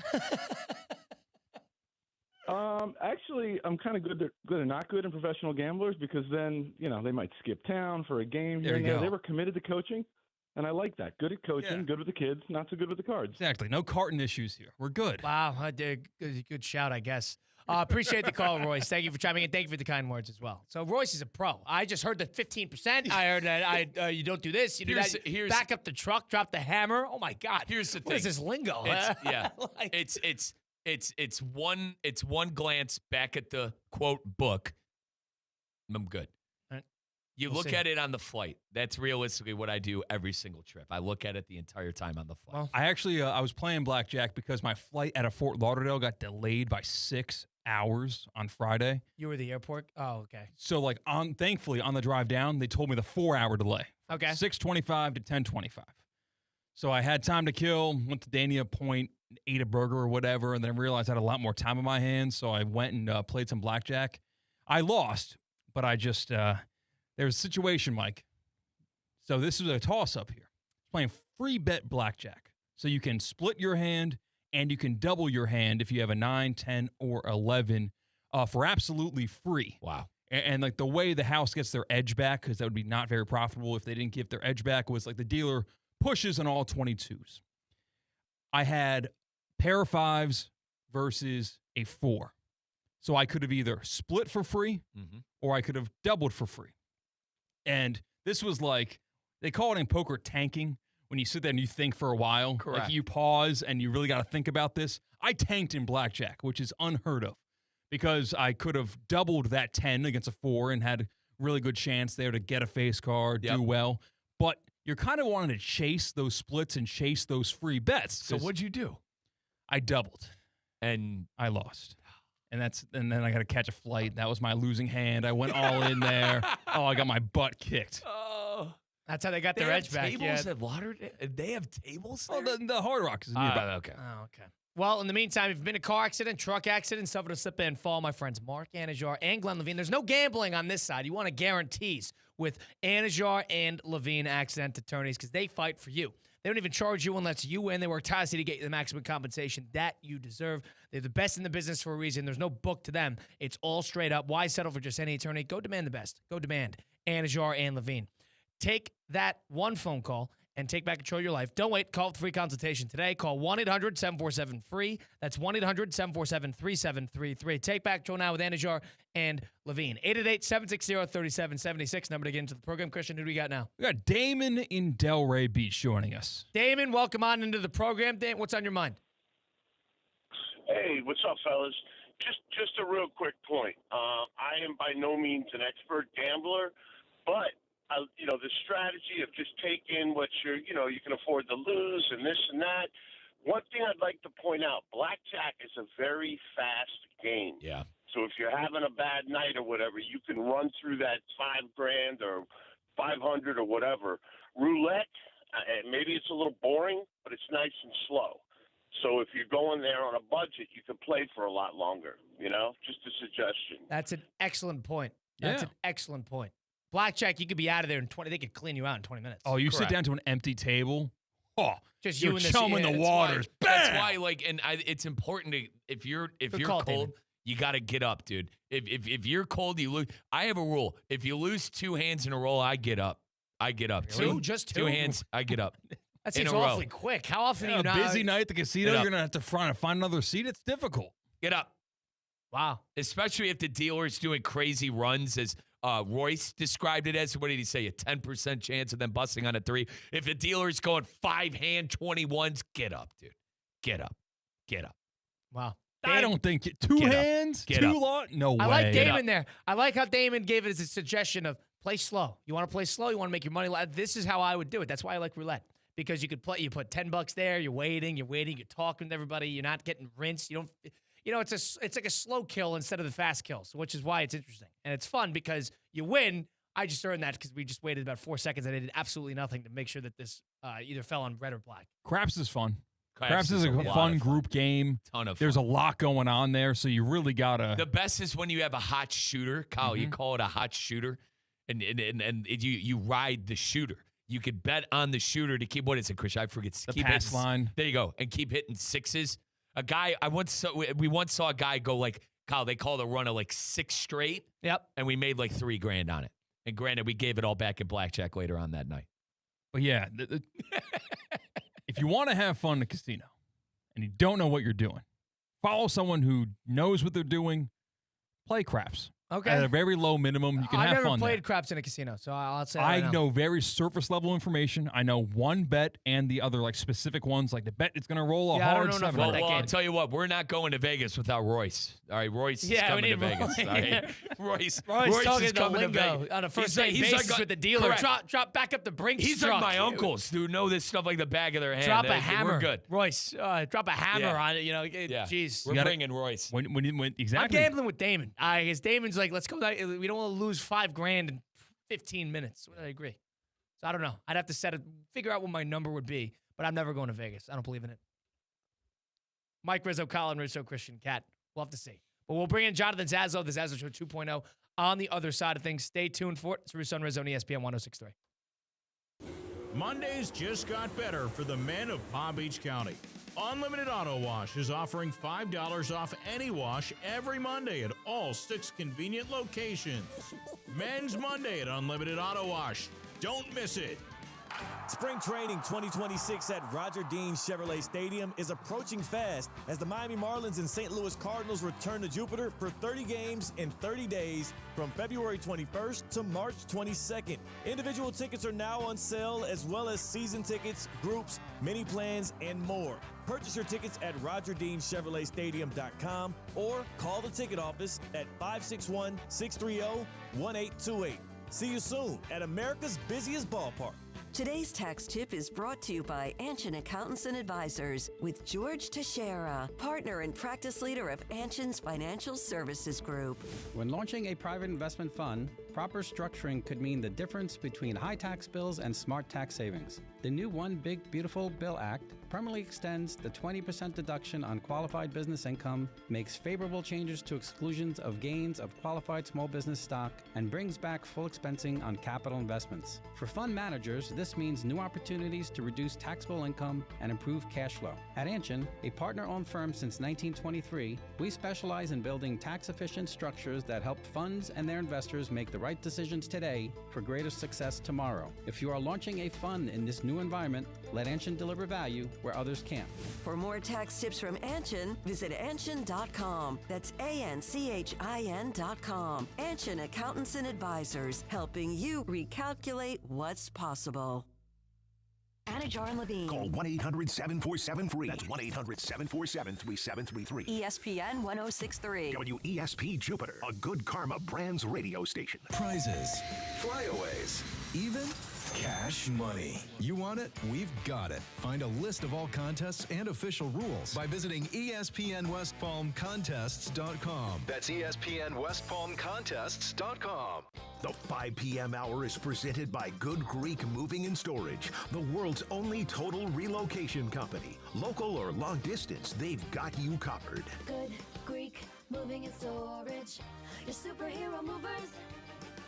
Kaiser University's flagship campus, the 100-acre residential campus at 2600 North Military Trail in West Palm Beach, extends Kaiser University's educational offerings to over 100 degrees within the heart of South Florida. Kaiser University also has an athletic program with 27 national championships, including their 3rd championship in women's soccer. Visit KUCHawks.com for the latest on the championship athletic programs at Kaiser University. At HSS, movement is their specialty. Their team of experts provide personalized treatment options backed by over 160 years of orthopedic expertise. Whether you need advanced non-surgical solutions, surgical care, or comprehensive rehabilitation, HSS Florida delivers the exceptional quality care you expect from HSS, the nation's #1 in orthopedics. With 3 locations in West Palm Beach, Wellington, and now Jupiter, expert care has never been closer to home. Choose better, move better. Learn more at hss.edu/Florida. Are you a business owner or handle your company's marketing? Banyan Printing and Signs partners with over 1,000 local businesses in Palm Beach County. Their full-service solution saves you time and money by eliminating multiple vendors. From business cards and brochures to direct mail services and signage, they do it all. Fast turnaround, free local delivery, and superior customer service are what sets Banyan apart. Could a market leader with 48 years improve your current model? Visit BanyanOnline.com or call 561-586-6220. Now, it's time for a little R&R. Colin to the bucket, lays it up and in. Ball game, Rizzo! Live in the Anajar and Levine Accident Attorney Studios, this is Russo and Rizzo on ESPN 106.3. This team is going to be tough when they finally get it together. Sit back and relax. Let Russo and Rizzo take you home. Oh, mercy! Light him up, Colin! Well, the Super Bowl is coming. All the big game action that we have you throughout the week with the Seahawks and the Patriots taking things on in Santa Clara on Sunday. You got all that to look forward to. And you also have an extra hour of Russo and Rizzo today up until 7 p.m. You got Mike Rizzo, Colin Russo, Christian Cat, as always, streaming live on YouTube, Facebook, and Twitter/X. YouTube at ESPN South Florida, and Twitter and Facebook at ESPN West Palm. All these pros, all these legends that always congregate at the Super Bowl year in and year out, all the Hall of Famers and former Super Bowl champions, the MVPs, the legends of the game, they'll be at the Super Bowl. Soon after that, they're going to be down here in South Florida for the James Hardy Pro Football Hall of Fame Invitational. Dude, it's going to be incredible. It's March 6th through the 8th. So now you have fair warning. A little bit over a month from now at the iconic old course at Broken Sound in Boca Raton. We're talking names like Terrell Davis. We're talking about Lawrence Taylor. LT is going to be there. DeMarcus Ware. One of my favorite football players of all time, Jonathan Ogden. Yeah, like the original Baltimore Raven. He's going to be there. Rondé Barber for my Bucks fans. Good and then guy. The golfers. I mean, yeah, exactly. Yeah, Hanging out with him at Gasparilla. Did that come up at all? I was going to play down here in Boca Raton. You know what? No. Zach Johnson on the golf side of things. He's making his PGA Tour Champions debut. Remember, he was the captain of the United States Men's Ryder Cup team. Darren Clark, Ernie Els. The greats on the golf side, the greats on the football side, they're converging at the iconic old course at Broken Sound in Boca Raton. It's a very unique event in sports where you have those two greats and two very different sports come together. Fans can enjoy 3 days of championship golf, unforgettable pairings, and incredible one-of-a-kind access. Keyword, access. You can talk to these guys. They're right there. Tickets are just $36 per day. That's the lowest you can get them at, just $36 per day. That's where they're starting at. It's more than just a tournament. It's the home of legends. We're talking about the James Hardy Pro Football Hall of Fame Invitational, March 6th through the 8th. Get your tickets, jameshardyinvitational.com, James, H-A-R-D-I-E, invitational.com.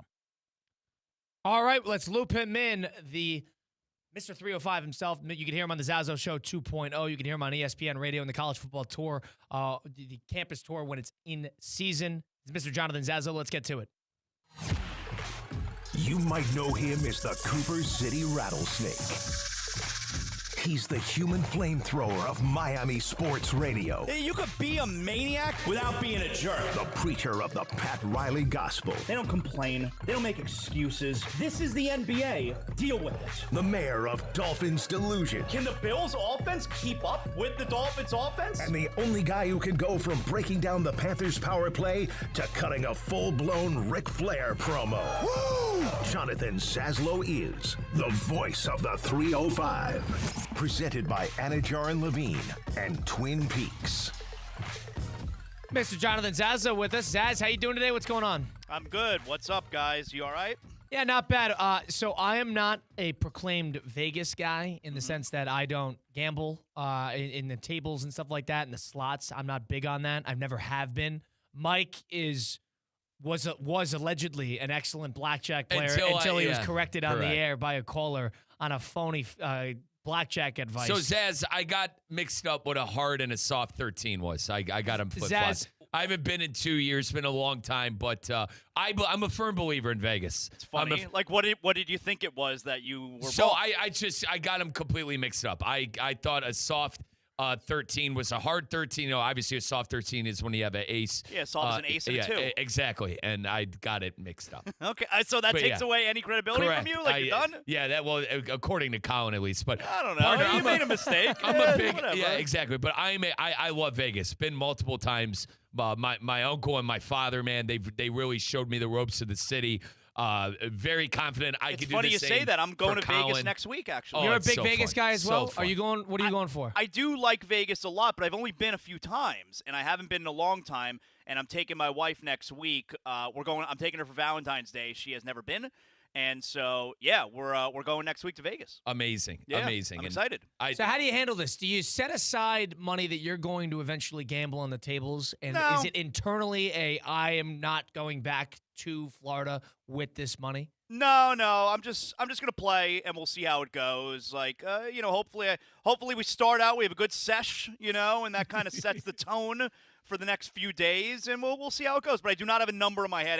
I can't lose X amount of dollars. I have not thought about that. So Zaz, every time I go to Vegas, I have a Tony Soprano envelope of $5,000 that I don't expect to have. Every time it's That's $5,000? a lot. You got to realize. How many times have you left? You may have with a problem, with that envelope empty. How many times have you left with that envelope empty? Probably twice. Out of how many times? That's a lot of 5. I'll tell you right 2 now. out of 5 times you've gone over 5,000. Keep in mind too, like dinners and I do we do it big when we go to Vegas. Wow. Wait, We so do it I'm big telling when you we go right to now, Vegas. there's no way that I'm gambling $5,000 away. There's just no chance. Yeah, but it's buying tables. My wife would be so angry. Going to your favorite EDM nightclubs Zaz, Mike likes going to these concerts where it's and Mike is up So front Zaz, on the I'm VIP catching table. heat. You popping bottles at these clubs? Yes. Is that what's going on? Yeah, Is that what that Mike- counts for? Well, yeah. I mean, it's like They made bottle service for Mike Rizzo. Mike is it's the like poster Zaz, boy of capitalism. Zaz, it's like Club Live in Miami. If you're not going in there with $1,300, why are you even going? The dumbest You thing. know? You No. get a So bottle, they it's- charge you $1,500 for the bottle. You go to the liquor store across the street, it's $60. It's such a ripoff. I can't believe you do that. Yeah, I also worked in the service industry for a very long time as well, like a Horrible. bartender. So like, So you understand how much they get ripped. Yeah. You understand how much the Such common a folk gets ripoff. ripped off. So you've poured like the cheap vodka into the expensive bottle. Like you've been on the other side of things. No, come on, Christian. That's you're breaking the law doing that, brother. No, I never broke the law like that. Well, you'll Christian. use bottom shelf vodka and put it into a drink and then Wow, charge but you're doing it up, though, when $40 you for go it. to Vegas. That's the point. Absolutely, Zaz. I mean, at the Bellagio, it's $100 to get on the table on weekends. Wow. You Yeah, know? no, I mean, So I'm you going with my gotta be wife, so prepared. I'm not going to be in the casino the whole time, but I'll be able to have a few But sessions. like and we'll also see how like it goes. Zaz, if you want a good spot at the Encore Beach Club, which is one of the best places on the planet, may I add, on a Saturday afternoon. Zaz, you going to a beach you want club? to make sure you have a nice spot for It's all going to the. be chilly there next week. I don't think It is the desert. pools are open. It's desert winter. My dad saw Bellagio Bob this weekend. It was 72. It can't be that cold. No, there, I checked. It's going to be high. The low is in the high 40s. The high is Oh low my 70s. God! They're well, getting remember, the it's cold desert, front. so that's at night. They're So getting the cold front. Wow. Maybe. Zaz, what else do you have planned in Vegas? Do you do concerts or something like that? 'Cause Yeah, I'm we're, not a gambler, and I don't like going to the tables, and I don't like being Mike and spending $15,000 on a table and at a concert. I don't like doing that either. No, not so doing I'm that. not- Stop Like, calling it I'll that. do some gambling because I do love gambling. I love casinos, but again, I'm with my wife, so I can't. She hates gambling, so I'll get it in when I can get it in. But yeah, we're going to shows. Like I know one night we're going to the Comedy Cellar. It's a very famous club, really out of New York. The real famous ones in New York. But we're going to go to the Comedy Cellar there. They have a Comedy Cellar. I'm interested in that. Yep. I'm going to take my wife to the Grand Canyon. She's never been, so we'll do like a day trip. We'll go over to Grand Canyon, and you guys are going to love this. The timing of it on Valentine's night, which is next Saturday night. My wife and I, we are going to see New Kids on the Block. And we are going to see New Kids on the Block, who we have seen many times Wow. because one of my good friends is one of the guys in the group. So we're going to go. We're going to go see my friend Danny, and we'll see his show. So we're going to go there and we'll go see New Kids on the Block. That's which awesome. which we have a really good time with. Yeah. And where is that going to? Is that one of the It's venues? at one of the theater. Yeah, it's at one of the like theaters there. It's at I think it's called Dolby Sound Theater. It's in the MGM Park, which is where we're staying. Yeah. Okay. I'm not familiar with New Kids on the Block, Zaz. But you've heard of them. I've heard, yeah, but I couldn't tell you anything about them. Yeah, I mean, I've heard them. they're the original. Like they were Backstreet Boys before Backstreet Boys. They were the big one in the late '80s. They were like the OG boy band. I get it. You got Jackson 5 before that. I understand. But that kind of boy band music. They were the original. Okay. So Zaz's doing this right. He's sightseeing. He's got a concert plan. Yeah, He's got a gambling session We plan. got some good dinner reservations I mean, planned. Colin, Did you look into the Vegas? I guess, yeah, at that time of the year, it's going to be Olympic break, so I guess you can't go to it wouldn't have been anything with the Golden probably Knights. not going to lay any bets. There's not going to be anything. You know I mean, what? look, do I want to lay a bet on an NBA game? I mean, I suppose I could. You know what, Colin? I figured it out. Your first time to Vegas should be during March Madness because that's the best time. Oh, you'll have such a good time. Colin, I'll drop you off at the sports book and you'll be parked for 10 hours. Wow, so you've never They even have been to every Vegas? game. No, so Colin, I they have actually, when I every was in game. college, my senior year, I was the one who set up the trip to Vegas, and I didn't even go. So I set up about 28 guys to go to Vegas, and I got them all organized and everything with like an event planning company, but I'm the one who organized it. Uh-huh. And Wisconsin was playing Iowa at home, and it was like a 13-8 game, and it was Torrey Taylor pinning the Badgers in their opposing 20. I was working the game too, so I just didn't want to leave for work. And all my buddies went. They had a great time. Of course. So you go to Vegas with your friends. A great time, man. But I'm not. I don't know. It just that city doesn't should do it sing to me. once. No, I it doesn't sing to me. Colin, I am going. I'll go when the Vegas A's are there. So Colin, it's in 20 years. I'm going to dig in the archives of when we went to Vegas for March Madness. Let's put it this way, boys. We took an underdog, and they won on a buzzer beater, and there is a legendary video of all of us celebrating. Colin, we won as a group, we won $6,000 because the dog won on a buzzer beater. They're like, plus astronomical You don't remember what odds. underdog it was? You don't remember what game it is? Colin, that this won was you $6,000? circa 2000. It had to be 2000. This was right when I turned 21 because it was the first March Madness where I turned 21. 2016, well, look, 2017. the went to national Vegas. championship's in Vegas next year. For college football, it is. Yeah. That is right. It's interesting. Zaz, we're going to go watch the Buckeyes and the Here's Hurricanes the do thing, I would battle in never it, so go- we're I going to would- be there. I don't I'll know be if there for sure. The NCAA yeah. tournament is my favorite time of the year for sports. It's my favorite 3 weeks of the year. I don't know if I would ever sacrifice that to be at a casino. Colin, it's Oh, not. you would love it. Colin, Yeah, it's- that's I've never been there during March Madness, but the first round, apparently it's the best Dude, time to be there. It's the best place on earth to be for. I mean, they got the first 100 round. screens on the You're, wall. You're not you know? missing the games. You would love it. Right. You have every single game on, and you could. I think they would hate me because I wouldn't place a bet. I wouldn't need to. You place a $10 bet on an underdog and have a blast. Yeah, and as long What as are you're you sitting talking in the about? sports but book, like, they're bringing you free drinks Yeah. as long as you're in the A sport. lot of sometimes people bet the game so they could get into the game. I like watching all the games. You wouldn't bet $10 on UConn or something To on win the fir- spread yeah, line. I understand what you're saying. But Colin, you could gamble responsibly. Yeah, I would gamble responsibly. Now listen, if Yeah, you you're don't have to have an envelope with $5,000. They put it all in black. You know, like, Zaz, it's first off, you're it's responsible. You guys have watched Sopranos. It's a Tony Soprano envelope. You go to Vegas with $5,000, and But listen, that's my way of doing things. Yeah. When I go to the city, when I go into Sin City. That's a sacred holiday for me. That first weekend of the NCAA tournament's usually a sacred holiday. Zaz is dead right when he tells you it is considered the best place to be. Yeah, that is where you go. The only problem is from here, and you guys live down here now. It's a pain in the butt to get there from here. Is It's it? just- There's it's no very- direct flight. You Zaz? can't No, you get direct flight, but it's very far. It's a 5-hour flight. No, it's nothing. It's far. Southwest do it at his Fort Lauderdale. I'm sure Spirit does it as well. Zaz, I grew up You going take that to. Spirit flight, you let me know. Hang on, Zaz. First 7 Well, rows. Zaz, you got some nerve taking the charter Zaz, bus from Zaz. Chicago to South Bend. Not by choice. Time out. Hear me out. The American Airlines charter bus. Zaz, I found something on those Spirit flights. The first 7 rows, you get extra legroom. And Yeah, you half gotta the- pay for yeah, it. but they charge you. but They it's- charge it's- you for a bag. But at the same time, it's cheaper a lot of the times than flying other airlines. Oh, I fly Spirit any day of the week. Dude, I fly Spirit to you Austin guys realize in Memorial Day weekend. Zaz, the only direct flights from this part of South Florida to my hometown is that Spirit flight and Frontier from Lauderdale. There's luck. no direct flights from Palm Beach. I got to go. And listen, I don't mind it. I parked at that Hibiscus garage in Lauderdale, and it's easy.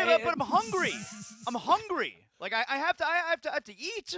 What are you going to do? I'm going to get on a plane? I'm not going to eat for 5 hours? Colin, hang on, Zaz. This is the same guy. I would walk through the terminal and see a Welch's Fruit Snacks for $17 for a hand size of it. I'm like, this is ridiculous. Hang on. I'm not buying this. Colin also shares a hostel with 50 other people in third world countries. You're too old for hostels. What are you doing? Third world countries. Zaz, when I turn 30, I'll give up hostels. I've been in a hostel. Worst experience. Oh, where? Do you remember where? Amsterdam. Amsterdam, you didn't like it? Godforsaken. Didn't like it. I'm in a room with people I've never seen in my life before. I'm in a bunk bed. Hostels are great. Hostels are great. Horrible. You don't see it for what they are? I mean, don't you? You made peace with the fact that you walk in and you're going to be staying with a bunch of people. You don't like that? Horrible. I was 19 years old. Last time I'll ever do this. You only did it once? One time, that's it. How many people were in the hostel room? Do you remember? Probably like 8. Oh, wow. Terrible.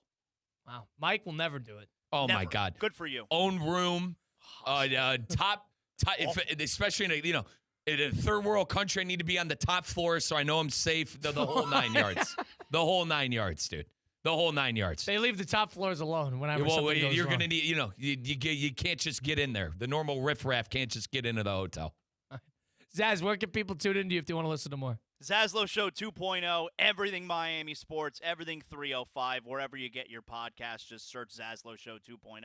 And every episode's presented by Anajar and Levine, Accident Attorneys, 800-747-FREE, 800-747-3733. Zaz, appreciate it as always. Looking forward to talking again soon, all right? Good job, guys. See ya. Thanks, Zaz. Jonathan Zazzo, Mike Rizzo, Colin Russo.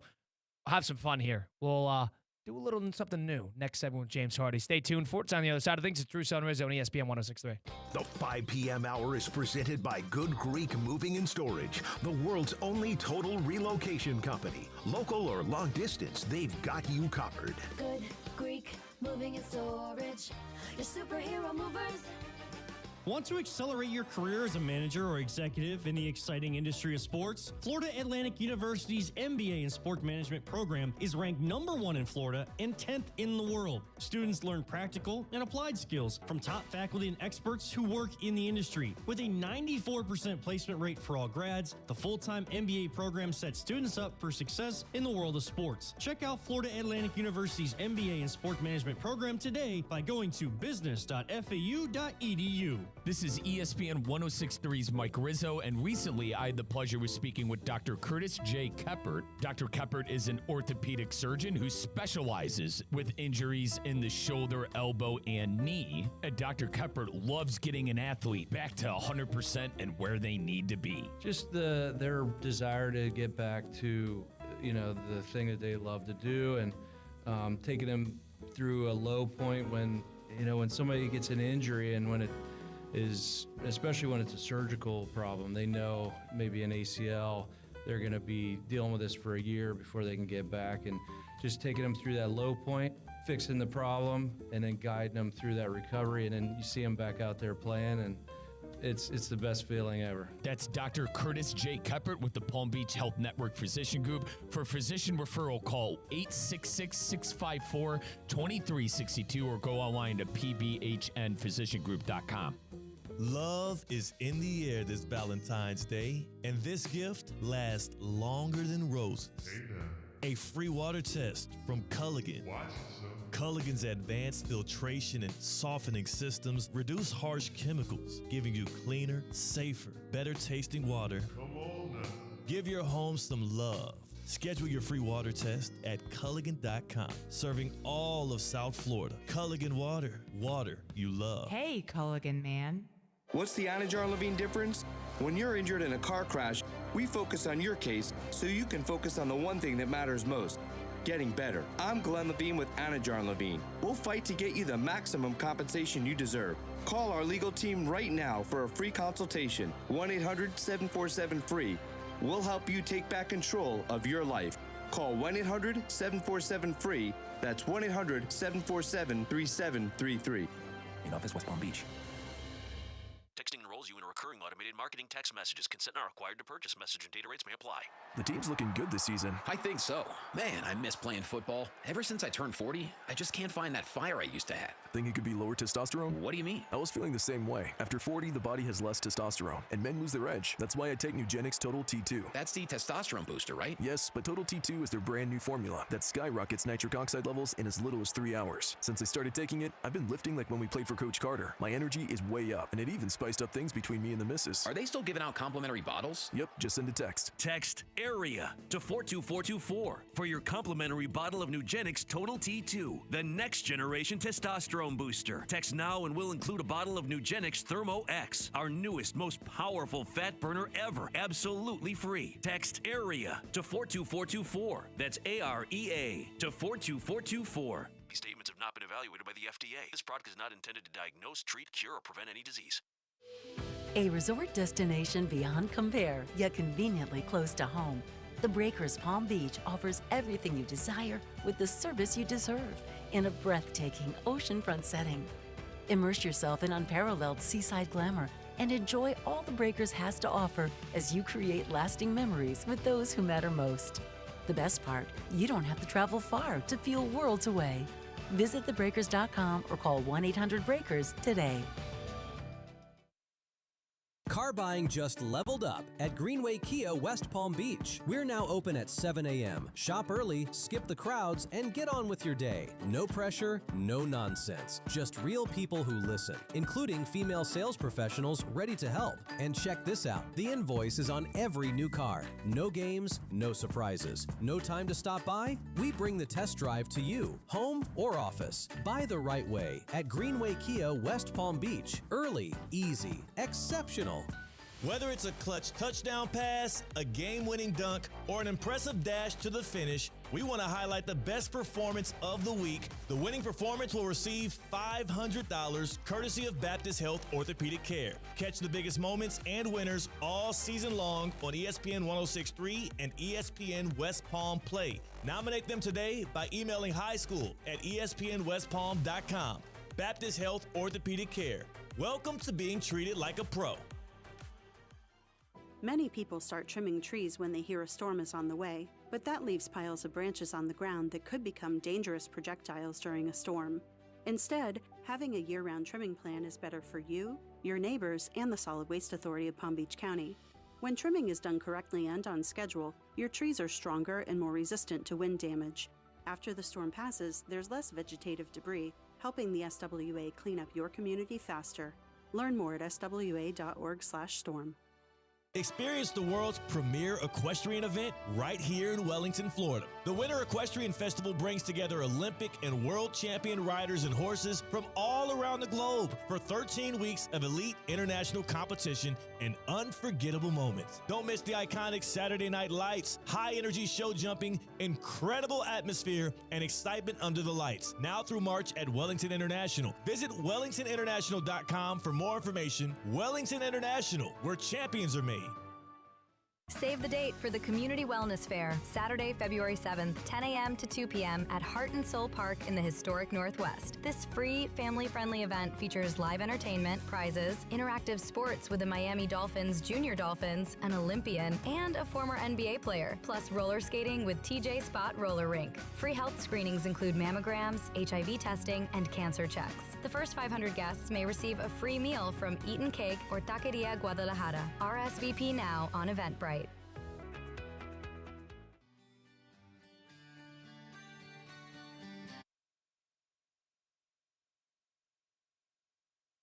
Let's get back to the Anajar and Levine Accident Attorney Studios. This is Russo and Rizzo on ESPN 106.3. It's Russo and Rizzo on ESPN 106.3 with Colin Russo and Mike Rizzo. We got Christian Cat. If you missed any of the first part of the show, you want to listen back, go watch it back, go listen back on Apple, Spotify, wherever you get your podcasts, just go to Russo and Rizzo, or go watch it back on YouTube at ESPN South Florida. We got Christian Cat behind the glass.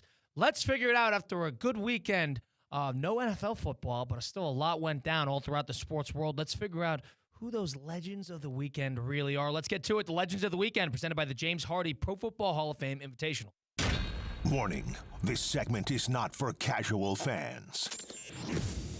If you seek the average, The second highest scoring tie game in NFL history. tolerate the mediocre, Each team got a field goal. All right, that's it. No more. or celebrate good enough, Sometimes you're just happy to be invited to the party. this is not for you. 40-40.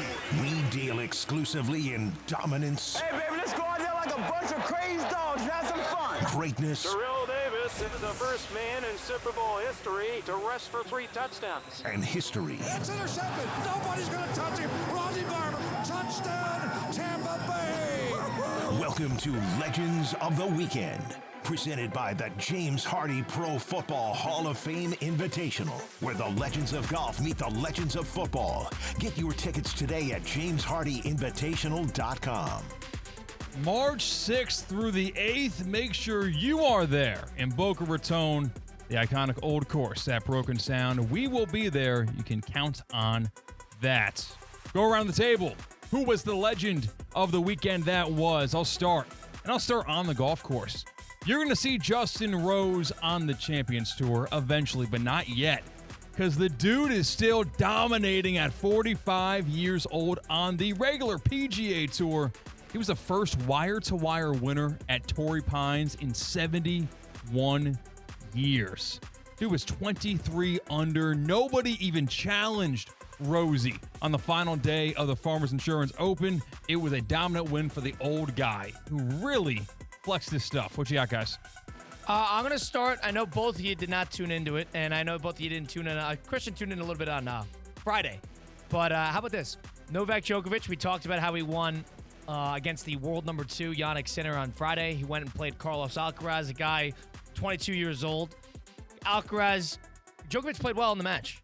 Alcaraz beat him in 4 sets, wins his first Australian Open. Now he has got not a calendar Grand Slam, but a total career Grand Slam, similar to what Rory did last year with the Masters.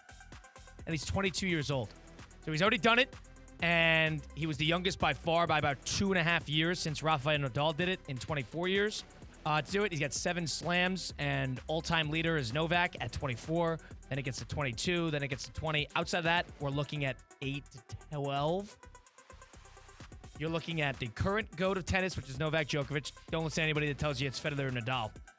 And you probably get the future best of all time in that specific sport with Alcaraz. He's my MVP of the weekend, despite Novak having an awesome tournament. 2 for me. Number 1, quickly, our youth basketball team, we won the championship best 2 games out of 3 after losing game 1. Thank you to all of our great boys, and thank you to all of the parents for all their hard work. And then second, Manchester United. We've won 3 games in a row. Hello, we are the Boston Babes. Matthias Cunha on fire. He's wearing golden boots right now. Manchester United 3 games in a row, and in Europe in the top 4. Those are my legends of the weekend. If I want to add, go ahead, Christian. The menu is good. Like, I can get excited. We all follow United. United. Absolutely. You think? Absolutely. Get excited. And the bottle is on for Arsenal. Do we think that the Raiders should get MVP chance because of how they handled their head coach with Clint Kubiak being announced, by the way, a full week before his season is over? Are they legends of the weekend for hiring him? Or can I speculate? And this is, I have no sources. Wait, they announced him? They did. Oh. No sources, completely speculating. I think it's all Brady that convinced him to come. How about him announcing it a week before the last game of the year? We've seen it backfire in the past. I mean, because if I remember correctly, Kellen Moore was announced to the Saints after the Super Bowl. Rizzo, but like the Dolphins coordinator, the Lions coordinators who all took jobs with Dan Campbell last year, that was a nightmare. Recently, Brian Hartline and the Buckeye offense absolutely folding after he took a new position with USF. And, there's plenty more as well. But I'm not a fan of it. But I give Brady credit for arguably stealing one of the better candidates who still obviously has work to do. Well, they announced it yesterday. They announced it right before, middle of the day on Sunday. And right after, the Cardinals announced that they were going to go get Mike LaFleur from the Rams. So it sounded like the Cardinals are waiting for that domino to fall. I don't know if I'd give them MVP chance for that. But definitely a good hire. One of the better ones of the cycle. Yeah, it's better than Todd Monken. The Browns get MVP votes for... He's like, the Browns fans, they're at the coping stage, by the way. My buddies were telling me all weekend long how everything is going to be okay with Munkin and this and that. It's the coping stage right now. I've got good news for you, Mike. As a Browns fan who hired Todd Monken seemingly out of nowhere, Todd Monken, his cousin, Jeff Monken, head coach of Army football. Okay. We love our troops. We love our troops on this show. Do you like Todd Monken now? No. And I told my buddies, all right, I said, let's circle back around to this when the Browns are 2-6 next year. I said, it's February 1. I said, when the Browns are 2-6, I will ask you guys the same question if you were still in on Todd Monken. Because it's the inevitable. It's the inevitable that the Browns are going to be 2-6 and miserable. Would you have taken Mike McCarthy? No. I'd rather have McCarthy than Monken, though, to be fair. Right. All right. If that's what you're asking, Right. then yes. Essentially what I was asking. McCarthy's a joke. Like, I'm happy he's not my coach, but at the same time, you could have Todd Monken. It could be worse. Am I crazy for thinking about how underwhelming this talent pool was for head coaching candidates compared to last offseason? I think underwhelming is certainly, you got a phrase, you put it into hindsight. Liam Cohen was only interviewed by one team. Ben Johnson, of course, was a lauded candidate. Aaron Glenn, I mean, think about it. In hindsight, we know that, Mike Vrabel was a big-time hire, and Ben Johnson was a big-time hire, and Liam Cohen, now we know, was a big-time hire. Sometimes you don't know with these guys. Right, they're not names yet. Liam Cohen was not a name until he was, right? So I don't know and Aaron Glenn was a name, and now he isn't. So that people are down on him like you wouldn't believe. So I do think you have to be fair with that. I think we view last year's class differently based on seeing how much success that they have had throughout the year. To me, it seems like Harbaugh, Minter, and Kubiak. Those will probably be the best side Here's of the thing. bunch. John Harbaugh is the best candidate of either of the two classes the last 2 years. He's the ultimate floor raiser. Yeah. Would you agree with that? Yeah. And he is talk about the perfect man for the job. He is a perfect man to get the Giants, a blue blood of the NFL, back to relevancy. Right. And if you were to really put it up to it, you'd probably go Harbaugh 1, then Vrabel and Ben Johnson at 2 and 3. So pick your poison. But I do think that we'll look back at this class, 10 coaches. I think if we're looking back and saying 5 were good coaches, I think that's a major success.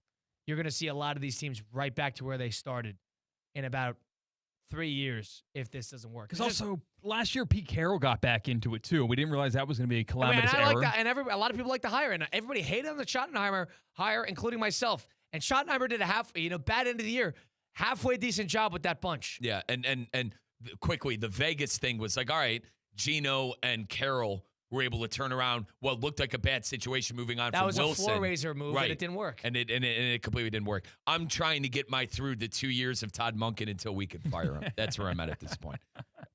Wake me up when 2 years has gone by, and maybe we could get the next genius on the offensive end. Already counting down the days. And also, Andrew Berry hired him, which means he automatically needs to be fired. You think Stefanski would come back? He wouldn't want to come back to us. I actually think Kevin could be pretty decent in Atlanta. I think he'll be a good. I think he'll be better than a good coach. He could be they decent. got a lot of talent there. They do. They got a lot of talent. And the deck's already stacked against him. I heard they don't even want him. The fans don't even want him as a head coach. Being a little unfair. Mike Rizzo, Colin Russo, and Christian Cat. Stick around. We get another hour of Russo and Rizzo coming back after this, up until 7 o'clock. Still a lot to do. Stick around for it. It's Russo and Rizzo on ESPN 106.3.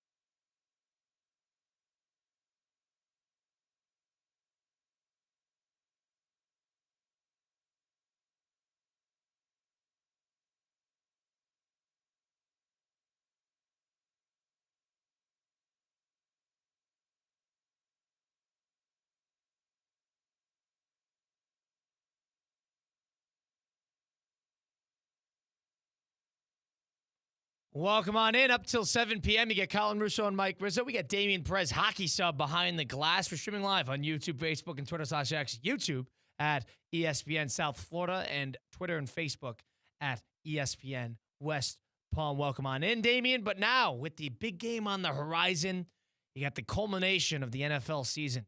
Seattle versus New England. If you're not downloading the Hard Rock Bet app to get involved in that game, I'm not even sure what you are waiting for. Because Hard Rock Bet is the place to be for the big game, and there's no better time to sign up than now. New signups on Hard Rock can double their winnings on their first 10 bets. Maximum $50, which means, boom, you bet $50, you win $100 on that first bet, double it. You get $200 immediately into your account. It is that easy. It is that fun. And if you don't want to bet that much money, you want to put it a little much on a parlay, do that. And if you put just a $10 big game parlay together on the Hard Rock Bet app, you enter yourself into a $7 million pool to allow yourself to get access to it, as well as other Hard Rock Bet players. The more parlays you place, the bigger your share is on this major pot. $7 million. Go to the Hard Rock Bet app and pick your big game parlay now. You get all of this in one spot. Basic bets are not just a place to be. Go game by game. Go player by player. Go live bets. Bet as obscure as you possibly can on the Hard Rock Bet app. Payable and bonus bets. It's not a cash offer. It's offered by the Seminole Tribe of Florida. Must be 21 plus. Physically present in Florida. The wager. Terms and conditions do apply. If you or somebody knows a gambling problem, please call 1-833-PLAY-WISE. Damian Perez, our producer today behind the glass, hockey subbing in for Christian. Damian, how you doing today? What's going on? Good afternoon. How you guys doing? Not too bad. Let's bounce around. Let's have some fun. Let's do the 5 at 6 with Flagler Credit Union.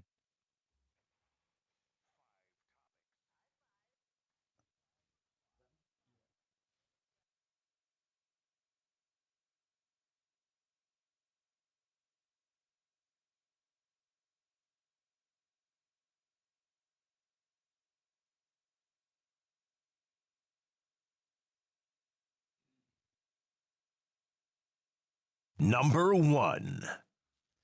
Florida State offensive coordinator Gus Malzahn has retired from coaching after a 35-year career that included a berth in the 2013 National Championship game with Auburn. What do you guys think about this retiree? The timing's peculiar. Let's get that out of the way.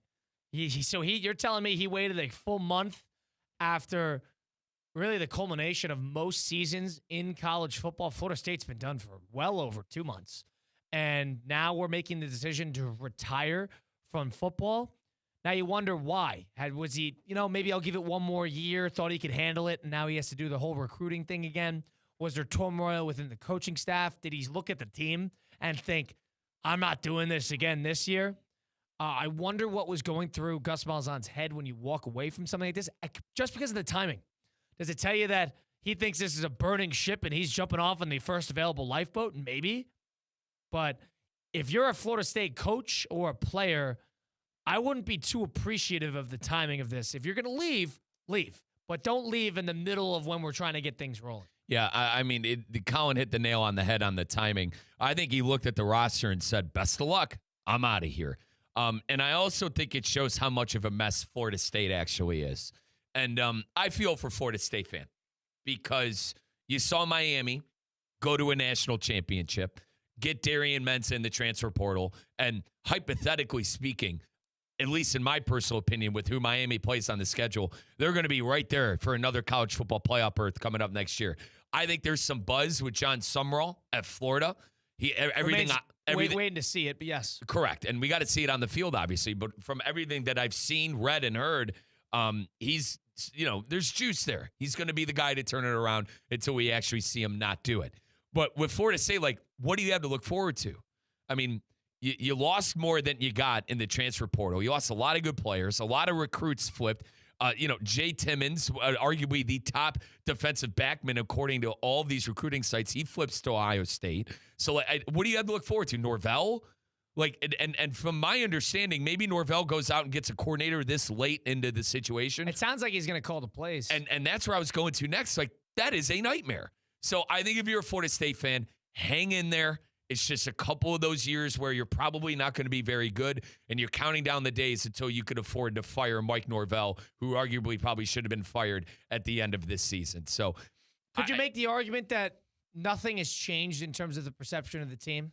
Because with Malzahn, without Malzahn, weren't we just counting down the days till Norvell was out anyway? Correct. And this was a coaching staff that was ultimately doomed to be fired. Malzahn was going to be out with Norvell, to your credit, Colin, regardless. So I think Malzahn saw the fire that Florida State football probably is going to be next year. And listen, I hope for the best. Like I think it'd be great for college football, the ACC as a conference, if Florida State is able to be a 2-loss team and a team that's competing for a college football playoff berth. The fact of the matter is, at least in my honest opinion, that's a pipe dream. That's not going to happen. So if you're a Florida State fan, hang in there, fire Norvell, find the next coach, and find the guy that's going to turn around the program. Yeah, it's very bizarre timing, and I don't know if there's any turmoil amongst the coaching staff, but Norvell's going to have a tall task. I know he's called plays before. I know it's not foreign. I know Malzahn has not been there forever, and Norvell was the play caller before that. But what you're going to have to do now is try to stay above water. You don't want to be Florida State fans are done with Norvell. I don't think that there's any Florida State fan out there is thinking, boy, we love Norvell. You're waiting for that buyout to go a little bit less. You don't want to spend the $60 million, and you're going to wait till it's 2030, and you're going to get rid of him that way. That's the only solution here. And then you're going to go, hopefully, in a coaching class where there's not, 15 blue bloods that are in the mix of it like LSU and Penn State. Got to wait a year. This is going to be a turnaround, belly up at the first game of the year. If you see anything, you'll be pleasantly surprised, but you're not expecting anything. Number 2. Superstar wide receiver Justin Jefferson tells USA Today that he is rooting for former quarterback Sam Darnold in the Super Bowl. After posting career lows in all stats in 2025 with J.J. McCarthy, do you truly believe him? And what does this mean for the relationship with J.J. McCarthy and Justin Jefferson? I mean, nothing with J.J. McCarthy and Justin Jefferson. He's allowed to root for a former teammate, especially a former teammate he has a relationship with. Vikings have had a weird week. They fired their general manager, who's beloved in NFL circles, and part of the reason that they moved on from Darnold and had McCarthy in there. So that's a substantial move for a franchise that has been pretty well run for his tenure. And now with the Darnold situation, I think every time that Darnold succeeds, it's just going to sting that much more for Viking fans. And I would still be kicking myself because that was one of the biggest blunders. I'm not saying it determined whether they were going to win a Super Bowl or not, but it does determine on who their guy is going forward. And they're still trying to figure it out with option B when option A was right there and you won 14 games with him. So as for what Justin Jefferson said, he has every right to openly root for Sam Darnold because he has a relationship with him.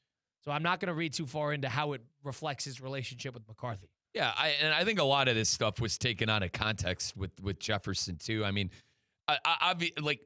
even if he's talking about, if Darnold were here, we'd have more success. I think that's kind of one of those things. Yeah, no duh. J.J. McCarthy's a rookie quarterback, right? I mean, Darnold's been in the league for a long time. Darnold won 14 games last year with that team. So, yeah, obviously you would probably have more success with a seasoned vet than J.J. McCarthy. Now, I don't think any of us boys thought J.J. McCarthy was going to be as nearly as bad as he was. He was unplayable for probably 65% of those games. Listen, I like J.J. a lot. I think he's a solid player. I think he's still a top 3 receiver in the league, even though he single-handedly, and boys, I truly mean this, he single-handedly lost me my fantasy season, me taking him in the first round. Outside of that, this is a hell of a player, a hell of a talent. And if J.J. McCarthy could have an ounce of franchise quarterback pedigree, I do think the Vikings can be back there. They got a good defense. We'll see and if they hired a GM, I apologize. I haven't seen anything about it. They have Kevin O'Connell. I do think this is a team that'll be back sooner than later. But sadly, this league is quarterback driven and head coach driven. I think they got one of the two. It's a big year for J.J. McCarthy next year in the Vikings. And Colin, I would like to see how long that leash is for McCarthy next year, after hearing stuff like this and seeing how bad the season went and having the Vikings had to watch the Bears win a playoff game and the Packers make the playoffs at the same year. Number 3. Number 3. The NFL announced today that the first ever NFL game in France will feature the New Orleans Saints. That news, paired with re-upping their commitment to playing games in Spain moving forward, begs to ask the question, where would you rather visit, Spain or France? I've been to Spain. I've been to both.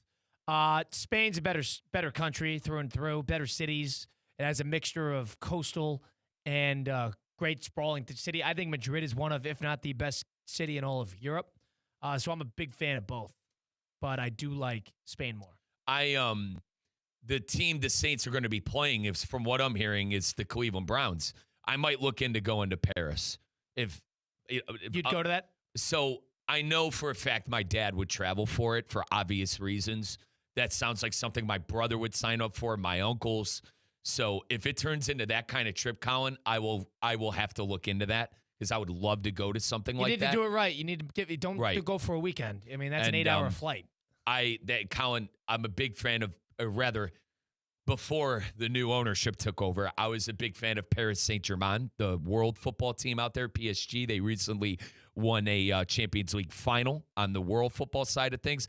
I would do that. I would realistically consider doing that, going to a PSG game and watching the Browns play in France. But to answer you have to time that out. You have to get lucky with them playing at home. To answer the question, Colin, I probably would rather visit Spain. It sounds like a cooler country. But I do want to do Paris someday. I want to do both someday, but probably Spain. So this just in, actually. Roger Goodell actually confirmed that there will be 9 international games this next season. Paris, Melbourne, Rio de Janeiro, Munich, Madrid, London 3 times, and Mexico City. So that's 9 games in total for next season. No Ireland? No Ireland. Okay. All right, Damien. No Germany? No. Nope. Munich, Germany. So, Damien, do me a favor. Rattle through all that again. Paris, Melbourne. Rio de Janeiro, Brazil. Okay, hang on. Let's stop at each stop. Rio is Brazil, correct? Yep. Okay, next. Munich, which is Germany. Okay, next. Madrid, Spain. Yep. London, England, and that's 3 games in London. Okay. And Mexico City. Really? Mexico? We're going back to Mexico? Okay. 9. Is it not the most obvious thing that they're gearing up for 16 eventually? They're Correct. getting all these host cities. They're getting them warmed up.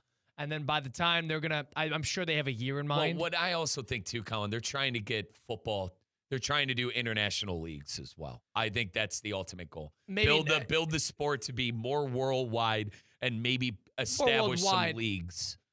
Maybe. Like, here's the thing. World football dominates. We all know this. When I mean world football, I mean soccer.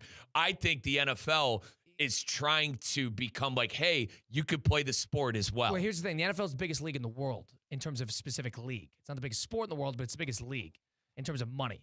I don't know if they would expand that to overseas. It's difficult. You know, world football, you're talking about English league versus a German league versus a Spanish league versus a, all that. It makes it's a lot of, they're an hour flight apart. You could take a train. But yeah, that's what I'm saying though. An international league to where these European teams and leagues can play against each other. Perhaps. I don't know. Would they take from American teams? I'm assuming that they would build it from the ground up within Europe.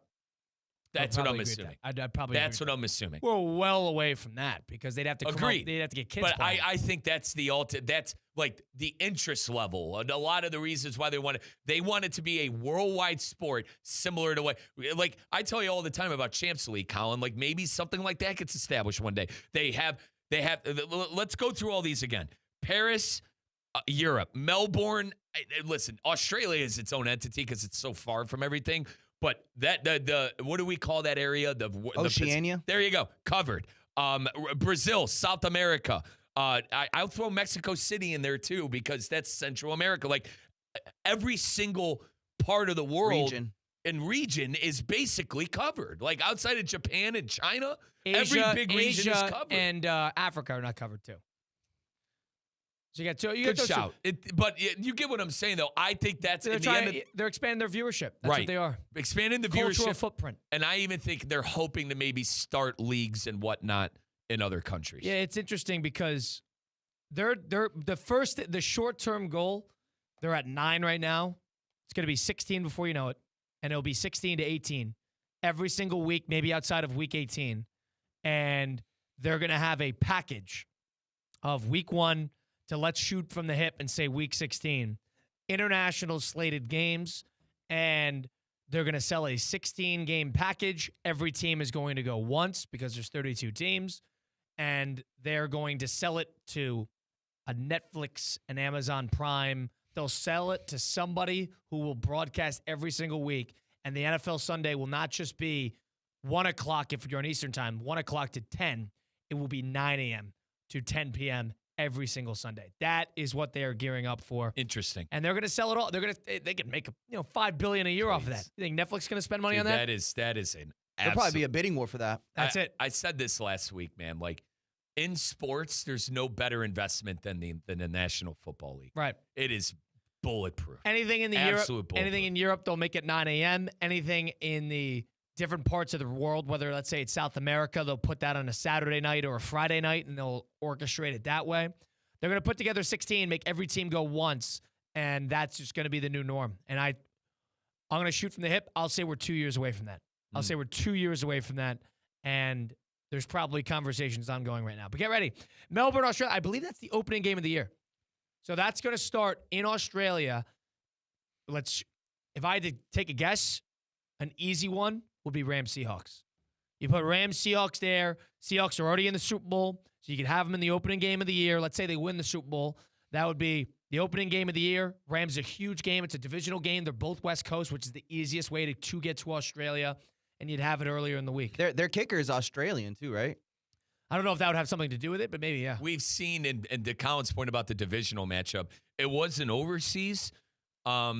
But what was the game one? It was Cowboys and Philly. Philly Cowboys. Yeah. And that was a divisional game. So I actually like that. And then after shout. that, it was Sao Paulo and it was Chargers Chiefs. So I like that. That's probably what they would do. It's a huge game. It would do well on the West Coast. And you got to think travel. I think the Australia going there as a joke is entirely too far for an NFL team to travel that far. But that's where they're heading. So if I didn't shoot my prediction as of today, this is what, February 2nd? Rams Seahawks game one of the year in Melbourne.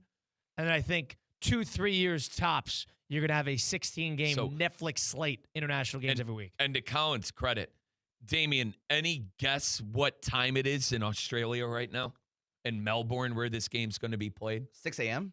It's 10:17 in the morning on February the 3rd. Wow. They're a full day. It's about 14 hours ahead. They're on to the brunch. Breakfast anywhere from 7 to 9. They're on to brunch. They're on to tomorrow. It's about 14, 16 hours ahead, depending on the time of year, which is why the NFL actually has a fandom in Australia, because it's on in the morning. Night games are on in the morning.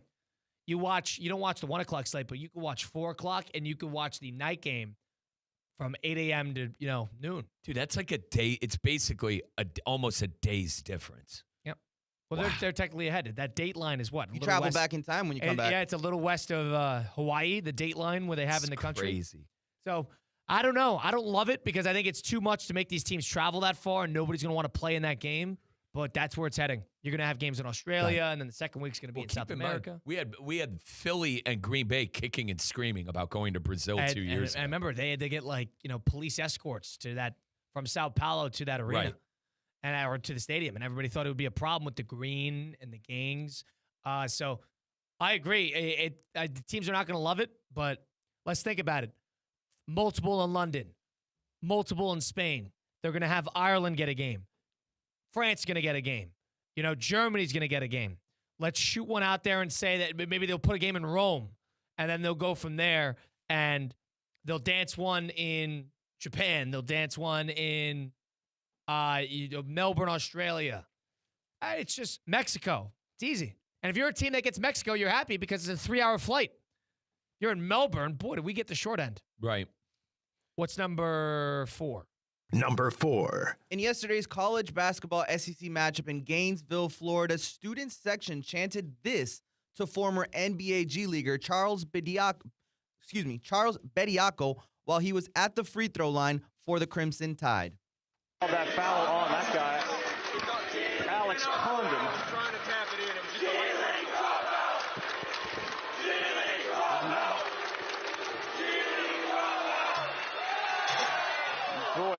G League dropout was repeated time and time again. Is that bullying or fair game? Bullying to the former professional that went back to the NFL, to the NCAA after playing in the G League for multiple years. They're referring to Charles Bediako, who's given it eligibility in the midpoint of the year after being drafted to the G League and playing in NBA games for 2 years and then going back to Alabama to play. And that was in a rout. Florida killed Alabama. Destroyed them. Was never a game. First half was good, too. I actually watched almost start to finish of this. Colin, my 2 cents on this quickly.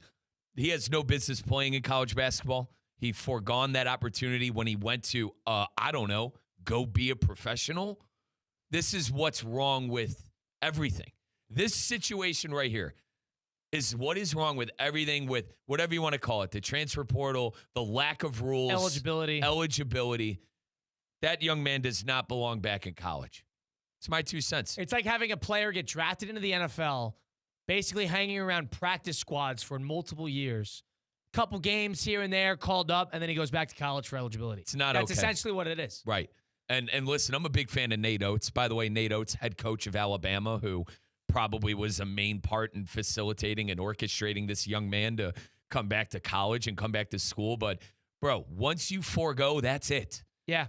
Once you leave, that's it. I don't know how the hell that this is a real story. And all the coaches who go by the book a little bit more, the Tom Izzo's of the world, are very annoyed at Nate Oates and Scott Drew of Baylor's another one because he's got a former professional who was on the Hornets who's now on his team, James Johnny, I want to say his name is.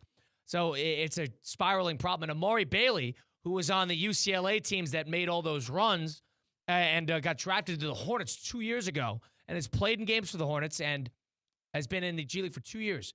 Just got an agent and is now looking for college eligibility. And Colin, Ohio State got Puff Johnson, who played for North Carolina in He played for Roy Williams. Yeah, exactly. He's on year number 8 of eligibility. Those situations is everything that is wrong with the sport right now. I am all for players taking advantage of their name, image, and likeness and making money on their name and basically making money for themselves because they're talented individuals and they deserve it. But these are the problems. You saw Florida, too. Florida's good. Wow. They've Florida's come good. a long way. Florida's really good. Now, I watched them They're earlier. winning all good. Watch them earlier in the year, Colin. That's a completely different team on the court right now. Completely different team. They found it seems like they found what makes them tick. And a lot of it is defense, working the ball around. Best front court in the country by a healthy mile. And how about the 7'9" kid coming in during garbage time? And Colin, should that guy get real minutes? No. Okay. He's been there for a while, too. That's what I mean. Like, that's a body. That's a Zach Edey kind of advantage. Right. And Edey, he was one of the most uncoordinated players I've ever seen, but he was dominant. Hometown Florida guy, Damien. Have you watched Florida at all this year? I have not, but I actually watched a little bit of the game last night against Alabama. It was close at first, and then they absolutely took off. Yeah, that team can win it all. Halftime, help me out with They the got great firepower. defender that I asked you about earlier. Ruben Shinyalu. They're starting. He was there last year. At halftime, Tom Cream on the halftime report was like, those plays right there, and they were talking about the play before the half where he locked up. He goes, that's how you get drafted. I agree with him, dude. In a league in the NBA, which is allergic to defense, yeah, that's how you get drafted. They're definitely winning it all good, and they're going to be like a 3 or 4 seed. That's going to be a bracket buster team, so mark it now, and they have played great recently. They just had to get new guards. They didn't have a Walter Clayton like last year. Number 5. Number 5. Simple, because I know a lot of us dealt with this one last weekend. How did you handle your first footballless weekend in months? I was in Tampa on Saturday, and then I had my parents in town too. So I was on parents' duty for part of it. And then yesterday, that Sunday was all about, I watched the Illinois-Nebraska game at 4 o'clock. So I was kind of waiting for that. We did Sunday Huddle a little later, which is presented by Hard Rock Bet with myself and Kate Chumsman. We usually do it at 10 a.m. We did it at 3. And then I drove back from Tampa, and I was with my parents for the most part. So I was pretty busy. I wasn't looking for things to do because there was enough sports to watch at the very least. But, the rest of the weekends for the foreseeable future, the good news is sports is seasonal. So from now, for me at least, my weekends now turn to college hoops until the NCAA tournament starts. I'll get into the Olympics, especially in the ice hockey side of things. And then once that ends, then you get to the NBA postseason, the Stanley Cup. You get that. And then June's going to be a big month because you got the World Cup starting. You're going to have, things like Wimbledon. You're going to have the NBA postseason. You're going to have all that stuff. So seasonal. Now to the next thing for me. Manchester United, a bunch of bouncy boys. They deserve to be knighted. Come on, Dame. It's about the Prem right now, How baby. many seasons has it been since you're fully locked in and engaged to the Prem? Ten Hag when we finished 3rd on the table. About 5 years. Yeah, and believe it or not, we were in Champions League the year after that. Obviously fizzled out on the worst red card I've ever seen. They gave Rashford, remember, in that godforsaken Dutch game, or Copenhagen. Regardless, yes, pumped up for Prem. I'm hoping Arsenal bottles, but at the same time, like, I don't want City to win either. So at this point, I'm just hoping United to be good. Next, I'm with Colin. I watched a ton of college basketball. I watched that Florida game. I watched the Big Ten matchups. And then, dude, guys, you guys know me. I'm a baseball nut. I don't mind giving him a shout out either. Joe Pizzapia, he's my main fantasy guy. He's a New Yorker, big Met fan. He has this thing called the Black Book, and I buy it on Amazon every year. I start going through my rankings for my buy a fantasy baseball book? Yeah, it's Joe Pizzapia. I've been following him since like 2009 when I first started playing fantasy baseball. You don't just look up things online that you need. Well, he runs, like I said, don't mind shouting him out because I've watched him for years. He runs Fantasy Pros on YouTube. It's a YouTube channel. Right. But before that, he would come out with a book. And I remember picking up the book at like a local thing or whatever. And that's how I knew him, like as a high schooler, like a freshman in high school. Like I said, we've been in this league for 18 years, my buddies and I. But I put together my almanac based on a bunch of information. But Pizza Pia and his boys over at Fantasy Pros, you got Welchie on there, you got Oricorio on there. I've really started to dig deep into fantasy baseball. That's why. When do you even draft it? For like 6 weeks, right? Yeah, but like the information gathering process starts now. It's a $350 league, and I came in second place last year, and a lot of it had to do with injuries. A lot of my guys got hurt late in the season. That's the one thing I don't love about it, because you're, especially with pitching, you're at the mercy of the health. Yeah, no, for sure. I drafted Jared Jones, and I got completely burned there. But good news is I had Hunter Brown, who is an absolute stud. And listen, because of my information gathering and whatever, I'm able to pick guys up on waivers and draft well and be able to put this together because of the research rates. That's why I came in here. The book never gets updated, though. It's 2026. He does one every year. Right, but now and the information that you have in May or even after spring training is outdated. Correct, but that's when you check in with the Fantasy Pros and see the videos that Joe and his buddies are dropping. But his Black Book is basically rankings for the 2026 season, and it's all of it. It's based off of points. It's based off of whatever your league might be. If it's categories, we play points.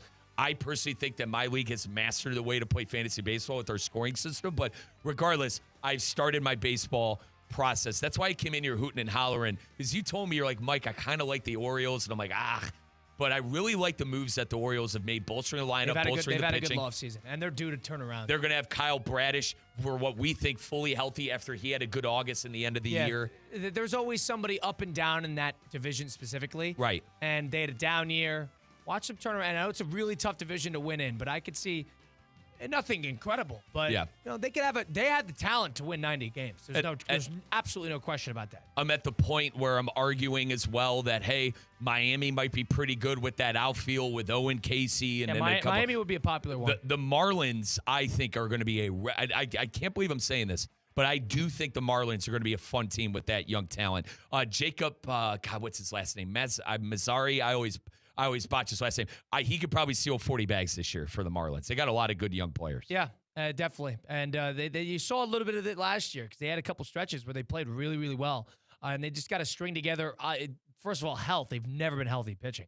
But that's going to be a big deal for them. That's why it was good to get Cabrera out of there and over to Chicago because they want an everyday player, and that's what Cassie is, the prospect that they got in return in that Cubs deal, which made about 2.5 weeks ago. Yeah, I'm not going to make I do my draft a little into spring training, so that's when I'll start to be in tune to what's going on. Yeah, I mean, Kyle, we do it like the last possible chance we can do it. I'm just doing I'm going through my breakout players, my best ADP, by the way, ADP, average draft position, who I could get at a discount, who I think, like last year, Colin, my claim to fame was drafting Pete Crow Armstrong at 200. And my buddies Which was good for 3 months, and then it fell apart hang on, when it mattered. Let's be fair. He was great until the month of September, and he was still, very... He was not good. He was serviceable, though. Not for fantasy. He was, in my opinion, he was serviceable enough to where the first, I mean, Colin, he had a bad month. He had a bad month. He had a bad second half. PCA was great. He was great. And I had James Wood, too, who is another player that I drafted deep, who really turned it around. I mean, the thing is, Colin, I've gotten my number one picks wrong for the last 3 years. Got to go pitching, whatever it is. Got to get your stud pitcher. I am begging to have a 1 through 5 because the top 5 players, Ohtani in my format, Ohtani, Judge, Soto, Jose Ramirez, any of those guys, I will gladly take. I go pitching. I just get Bobby Witt. I get as many pitches as I can. Bobby Witt. Now, if I have 8 or 9, I'm taking Skubal. Yeah. Skubal. I get whatever it is. I always get as many top pitches 10 as I can. in our league. The 3 pitchers that finished top 10 in scoring: Skubal, Skeens, Crochet. Skeens didn't get any wins. Yeah, correct. Skubal and Crochet were really the 2. Yeah, you need guys who get wins. But you think, and also the inning count on Skeens hurt bad as well. It's fair. But that's what I did. Watched Manchester United win 3 games in a row, and I'm deep diving into fantasy baseball right now, getting ready for my big draft coming up in a couple of months. And I'm waiting for pitch. I was watching Fall League. I was watching reruns of Fall League for the rookies this past weekend. Yeah, I'm begging for baseball. It's like, I love the NBA. Who am I kidding? We love the NBA. Watch NBA too. You were watching fall ball? I was watching fall ball. Because, on who? J.J. Weatherholt, McGonigal. Why? The Detroit Tigers. Because I want to see which one I'm going to draft.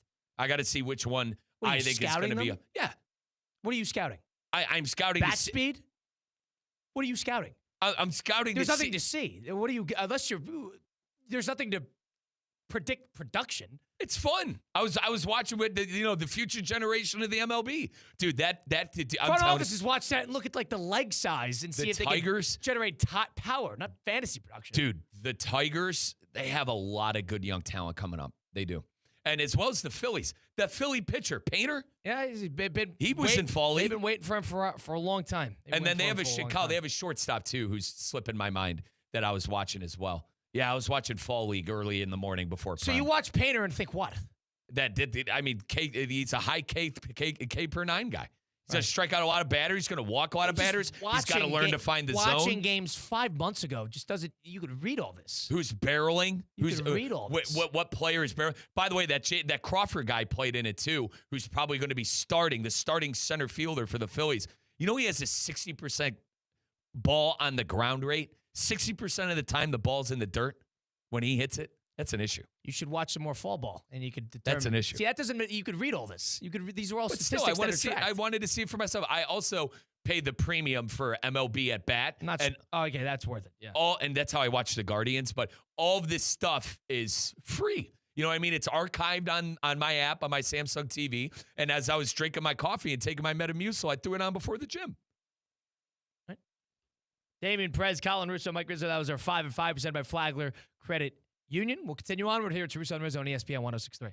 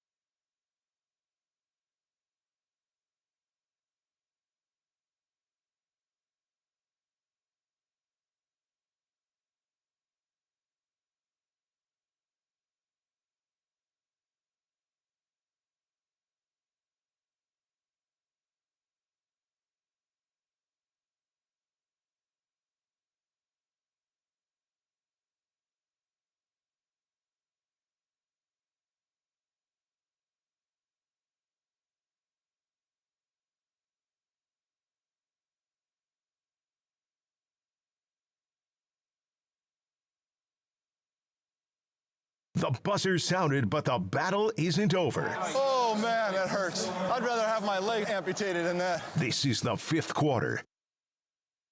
The fifth quarter with Colin Russo, Mike Rizzo, and Damian Perez. ESPN 106.3, streaming live on YouTube at ESPN South Florida. You can bet it on the Hard Rock Bet app now. You go to NBA, you go to player specials. Giannis's next team after trade deadline, which is coming up this Thursday at 3 p.m. Eastern time. Plus 150 is to stay with the Milwaukee Bucks or retires, plus 150. Golden State Warriors are plus 250. The Miami Heat are plus 400. And the Chicago Bulls actually are late rise, plus 650. T-Wolves are sitting there after that at plus 750. That's been a team that's been floated around. Damian was just telling us, you're the Heat fan of the lot, the Heat aficionado, if you will. Mike, you think they can make a move? Miami, you think they will make a move to go They get him? won't make a move, but I think they have everything they need to make a move and go get him. You got to trade everybody. It's going to be Hero. It's going to be Kasparis Chakunis. It's going to be all your young players, Tyler Hero, and draft picks. But you could pair Giannis with Norman Powell and Bam Adebayo if you really want to. You can. And Damian, we've talked about this multiple times, but I do think that it would be a good move. It's time for the Heat to go for something. Listen, when a player like Giannis is available, I think you try to get him. I understand he's older, but Giannis on the Heat, Colin, comparatively to what's in the Eastern Conference, I think they could win a couple of playoff series and make a run. I really do. 888-760-3776, number to get into the program. Damian, let's go to the phone lines. Who do we got with us right now? We got Carter from Atlanta. Carter in Atlanta joins the program. Carter, welcome in. What's on your mind? Hey, how you guys doing? Hey, Colin, listen to your dad and enjoy listening to y'all. I appreciate that. Thank you. Hey, just had something on the international. What was that? Yeah, I appreciate it. Go ahead. What's on your mind?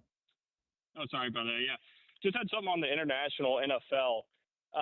I, like you, Mike, follow the English soccer. I don't think it's tracking, the international fan, if you will, over on that side. I mean, we've got family over there. They don't know what a first down is. And to send all these, I think it's mainly U.S. fans going out there to support it. But, they're not going to stop it. I don't think U.S., NFL fans enjoy it. But I don't know. That's just my 2 cents. I had one thing on the Browns and Falcons, if you'll give me a second. Go ahead. Yeah. I think that, Mike, you're right on the Falcons. For some reason, those fans aren't happy about Stefanski. Wanted to get your take on that. I think he's going to do well. I think he's got a lot of weapons and everything. And then one quick thing on the Browns. I mean, I don't think it's as bad hire as you'll give it. I don't know. He's got nothing to work with, but I don't think it's a Raheem Morris type of hire, if you will. Yeah, I think Stefanski will be great. Now, the issue is I don't think Michael Penix is his kind of quarterback, but Cousins is. I would assume that Stefanski will start Cousins. I don't think so. I think they're going to go Penix because Penix is an operator too. Penix is not going to. He doesn't create off script. He's a pocket passer. The best situation for Stefanski to have immediate success is for a guy like Cousins to start. But to Colin's point, why would they start? What does it give them to start Cousins? Penix isn't good. Well, Penix is on his second season. Carter, is he still on the line? You're an Atlanta Falcons fan, I assume, if you're from Atlanta. Am I wrong? I wouldn't call myself that. I've moved to Atlanta, so I've never really had an NFL team. However, I do follow them. I mean, I kind of agree with you. I think that Kirk's probably going to have more success. However, this Penix, you got to see what you have, but he's constantly injured. So I don't know where you got to be honest with you. Carter, I'm at the point where I know. I think I know what Michael. He's played 16 games. He's played 16 games. I don't think it's going to translate. I don't think his game translate. Now, I said the same thing about Bryce Young. That cat was in the playoffs. So keep everything with a grain of salt with me when it comes Appreciate the call, Carter. Thank you so much for chiming in. You want them to start Cousins? Why would they start Cousins? Because he fits Stefanski's offense better than Penix. What do they do? They're pretty similar quarterbacks because they're both immobile pocket passers. Cousins is someone who's going to do what he's told. He's good in play action, and he runs that West Coast offense better than Michael Penix. Penix is a maverick who does whatever the hell he wants and throws the ball in danger. That's not true at all. He's an operator. He's a pocket passer. You're wrong there. He doesn't off script. He's not Caleb Williams. We've seen Cousins throw multiple interceptions, but at the same time, I think Cousins is the quarterback for Stefanski's offense more so than Penix. It's my 2 cents. Why would he go to Atlanta? Why would he go and sign with Atlanta if his plan is to play Kirk Cousins? Why would he do that? I think what I said is it gives him a better opportunity to win. Stefanski was never the 2 years Stefanski had a quarterback of his liking and that fits his offense is where the Browns went to the playoffs with a non-injured Baker Mayfield and Joe Flacco. Let me get this straight. You think Kevin Stefanski is going to leave the Browns and quarterback circus number 1 and enter himself into quarterback circus number 2? I don't think Penix. I think Atlanta is more is ready to move on more than you think of. Ready to move off of rather Penix than maybe. What tells you that? What tells you that? I just the whole thing didn't work out. The Cousins thing didn't work out. Penix is young, but forgive me for thinking if there is a good quarterback up there that Atlanta could be in the mix to draft a quarterback if it were available to them in the NFL draft. The problem with Penix is his injuries. You can't make any declarations about his play. That is perfect to move off somebody because he's an injured-prone guy who's never on the field. But you used a first-round pick on him.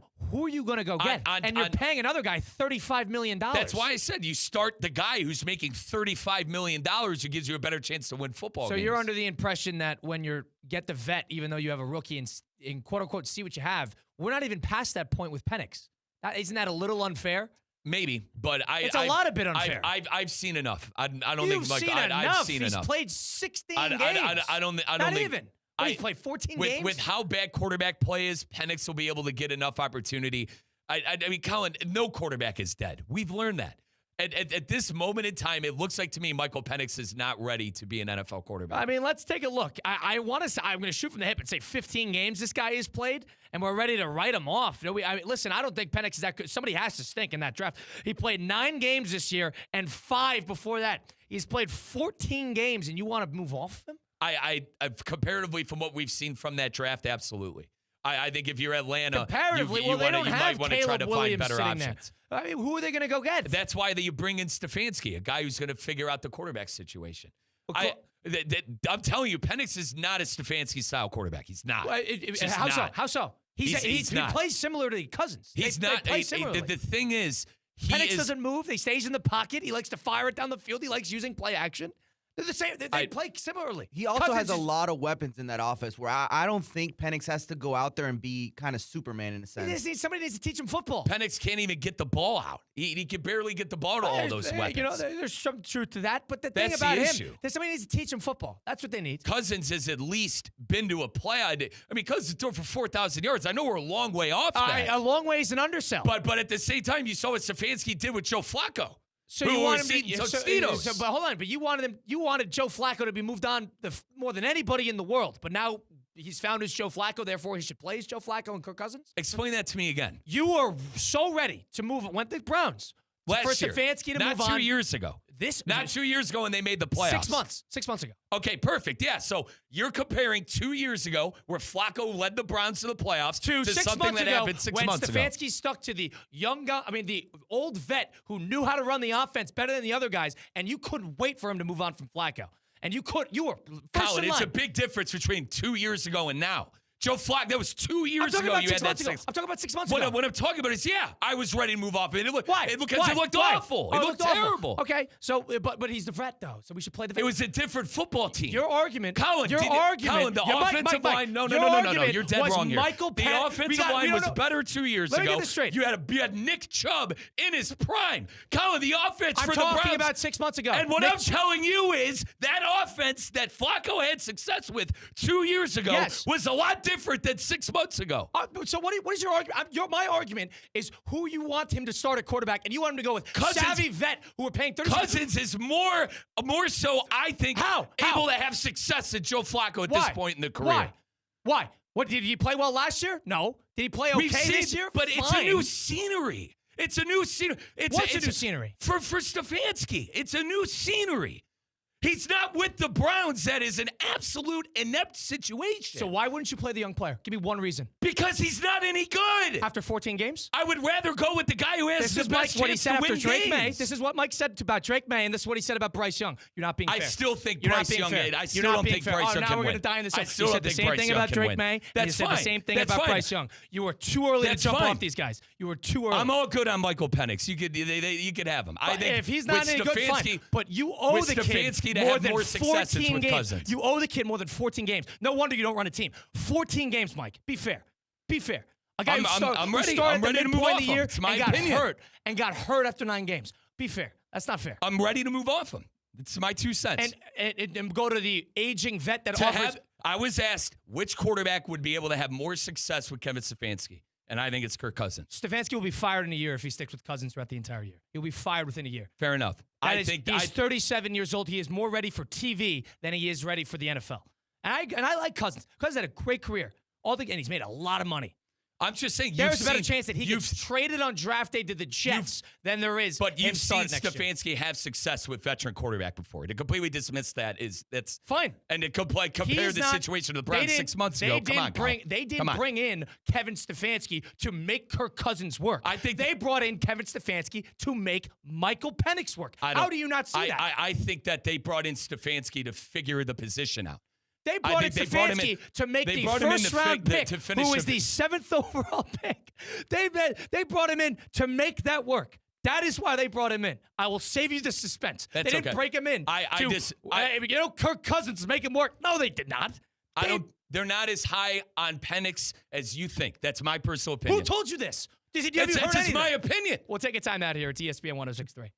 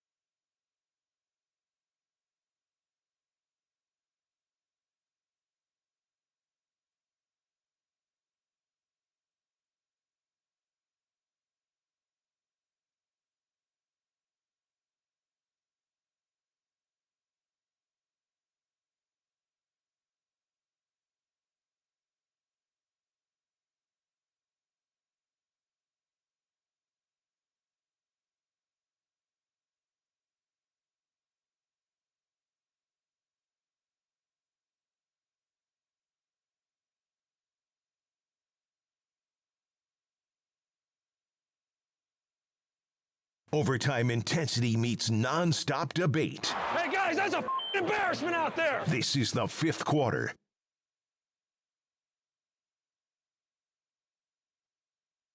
You want the Falcons to start Kirk Cousins for the entire year with Kevin Stefanski instead of Michael Penix. I was asked which quarterback gives the best chance for the Falcons to win. I think it's under Kevin Stefanski. I think it's Kirk Cousins. The question I provided game manager. Is, who should they go to? Who should they go to? They want to start a game manager who's 37 years old. Do they want to win games? Mike. Do they want to win games? Mike, where's or do you want to develop a talk to me about ceiling and floor. Where do you think the floor lies? With Cousins. I'd agree with that. Where do you think the ceiling lies? Answer that. Probably with Penix. Probably, to be fair. Absolutely. Probably indeed, with Penix. 1,000%. And this is what's doing your head in. And my personal opinion, I don't think Michael Penix is very good. After 14 games. Opinion. After 14 games. After 14 games. He can't stay healthy, and I don't like what he did with Damian. What did you say? How many? He has all those weapons? Surely he had a lot of great numbers. Is the NFL about coaching or is it about playing? playing? We agree. All right. It's coaching. But what I'm telling you, and back to what I was asked. I guarantee you the conversation between Kevin Stefanski and the Arthur Blank, the ownership group, was not, let's make Kirk Cousins work when he signed that contract with Matt Ryan.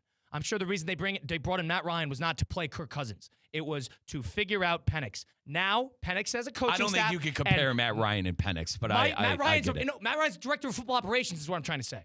They got Matt Ryan in there, they got Stefanski in there, and they got Penix sitting there. If he doesn't work out with these guys, he won't work out anywhere. That I agree with. But it is not fair to just dust him to the side in favor of Kirk Cousins. That you're not being fair. Once again, winning football games. I think Cousins will win football games more so in that offense. And we didn't see it last year. Mike Rizzo, Colin Russo, Damian Perez, Russo and Rizzo. See you next time on ESPN 106.3.